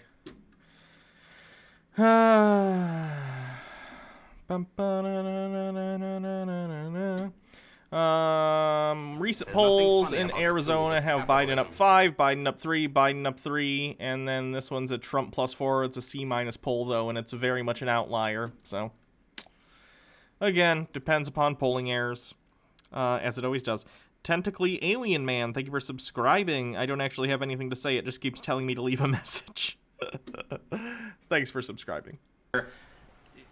If it's 50-50, I would think that the turnout differential because of enthusiasm throws it back to Trump.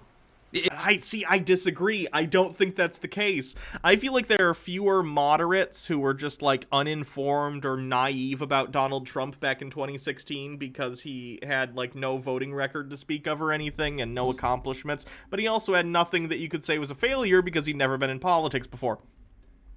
I feel like there's less enthusiasm from those types. The Trump base is always going to be enthusiastic for that idiot, because they're also idiots or, like, someone who really, really likes the dog-whistly racist BS he says. But, like, the enthusiasm for people to hate Trump is higher than it's ever been, especially after COVID. So, disagree. If he's behind only by 2 points, if you have 50-50 data in registration, you have 50% Republicans, 50% Democrats, and then you have the unaffiliated. It's not. There are more registered Democrats than there are Republicans in the vast majority of places. Nationally, that is definitely the case. Affiliated voters splitting off barely for Joe Biden. In bail-in voting, again, the consensus, and this may be wrong, but it's echoed even by left-wing commentators. After COVID, question mark? Yeah, because a lot of people don't like his response to COVID. Like, a lot of people. Is that Trump voters are more likely to vote on Election Day. Therefore, even if the registration is different, it doesn't really make a difference. The sample would still be skewed. And then you have at least perceived enthusiasm gap, which is larger than 2016. Remember, the final result as compared to the final polling. In 2016, there was a 2.2% swing towards Trump over the polling. That was based on enthusiasm, the shy Trump vote, they called it, which it's really more about turnout than people hiding what their intent is.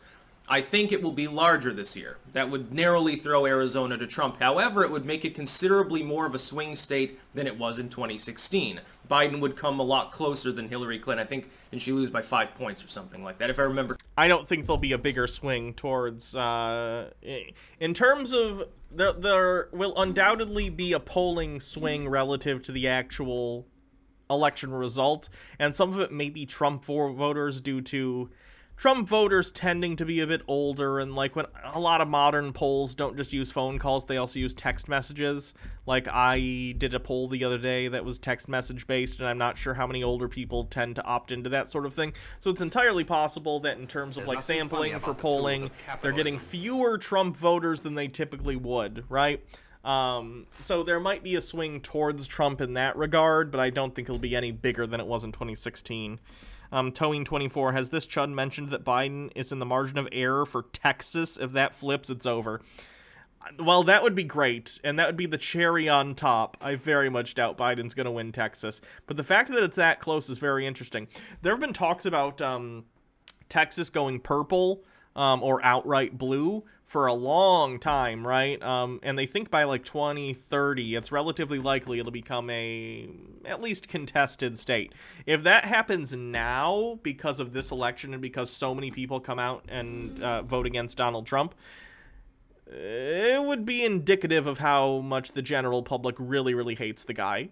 Because it was not supposed to happen this soon. If that happens, it'll be bonkers. Correctly, and I could be wrong. And then we go to Minnesota. Again, this is a state that Trump would like to pick up. Unfortunately, again, we don't have registry data, so the fact that Biden's at 55 and Trump's at 43 could be a total statistical fluke. I don't know what to tell you with that one.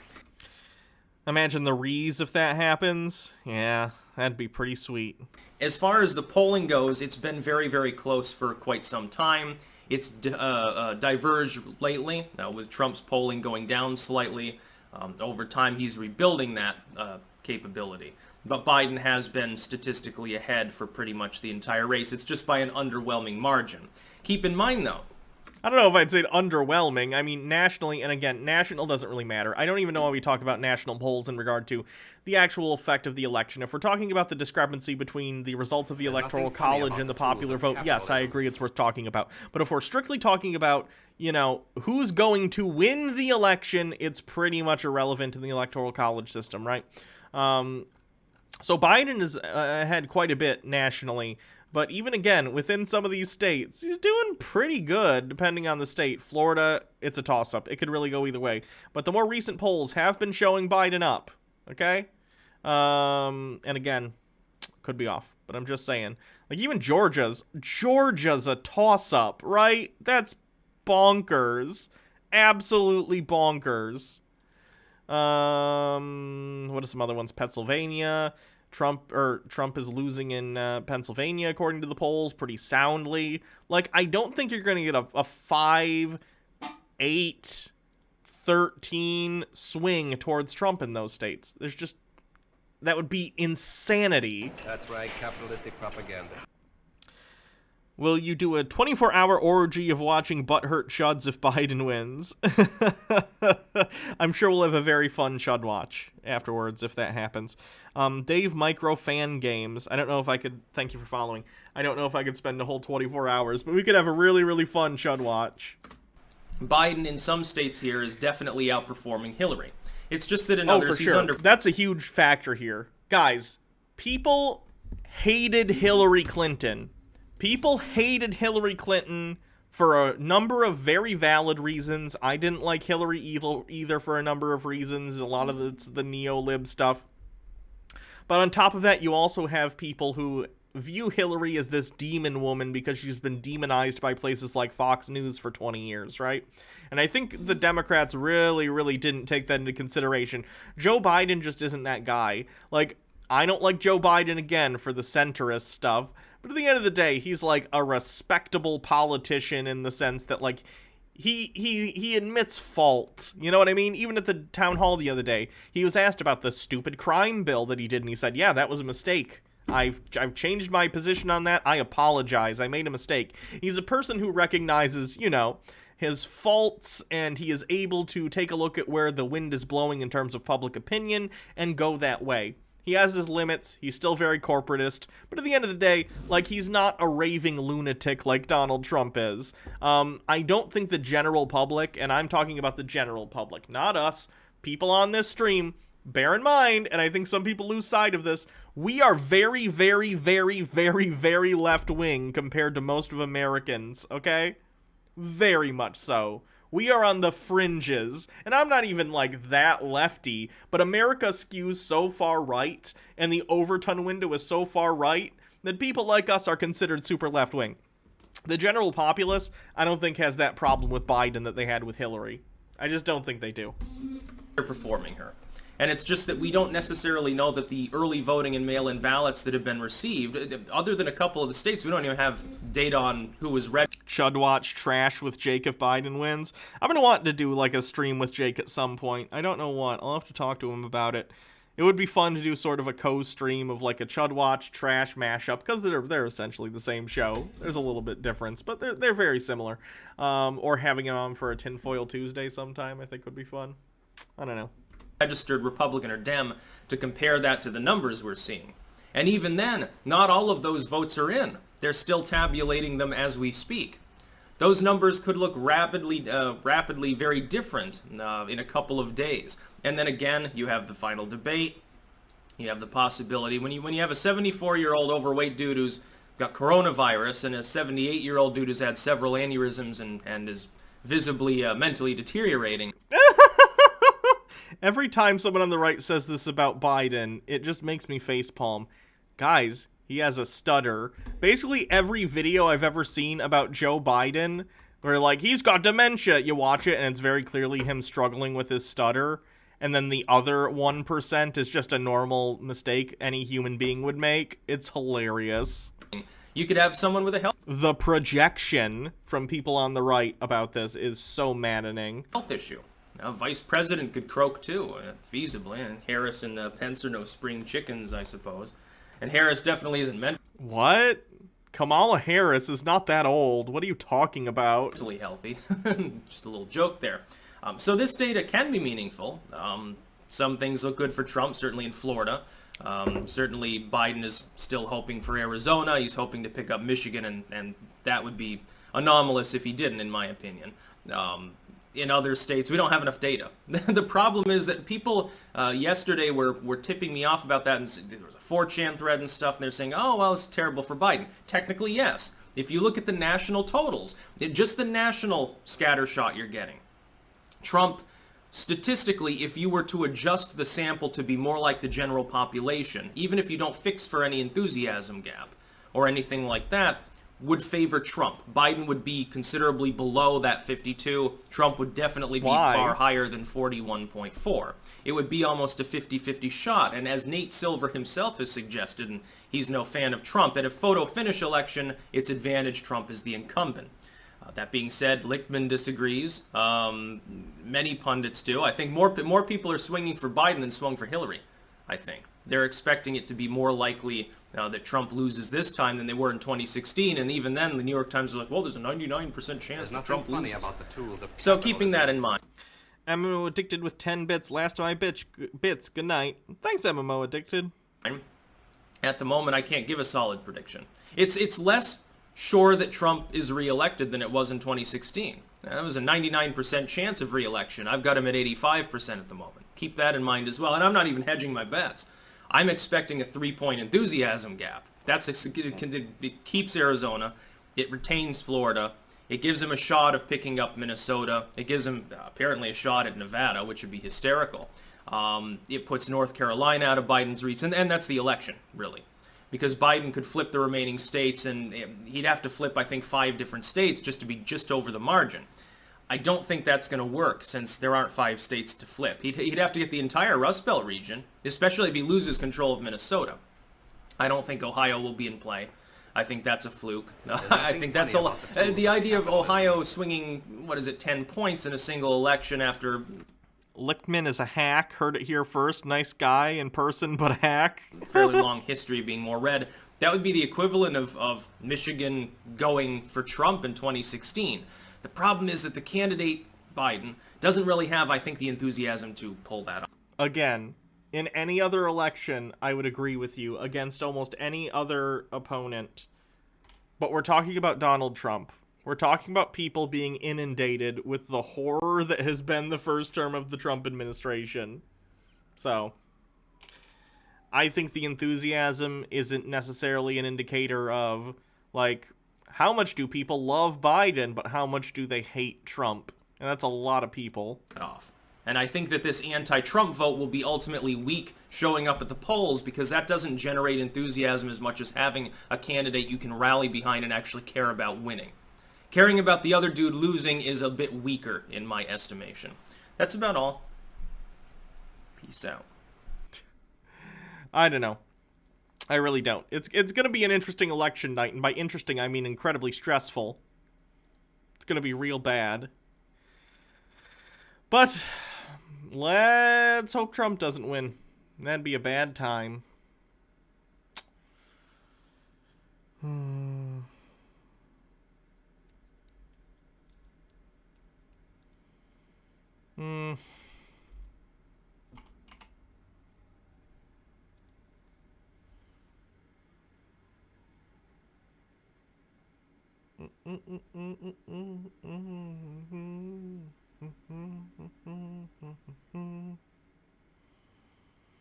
Who do I want to raid? I think I'm done for the night, guys. Ugh.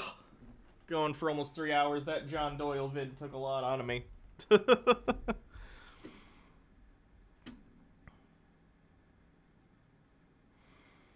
So what do you guys think? Who should we raid? We have David Packman. We have Demon Bomb Alive. We have Lumi Roo. What do you think?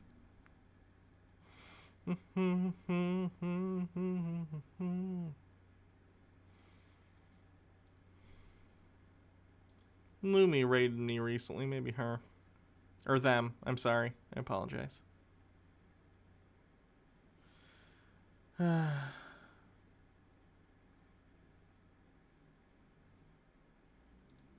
Let's do Lumi.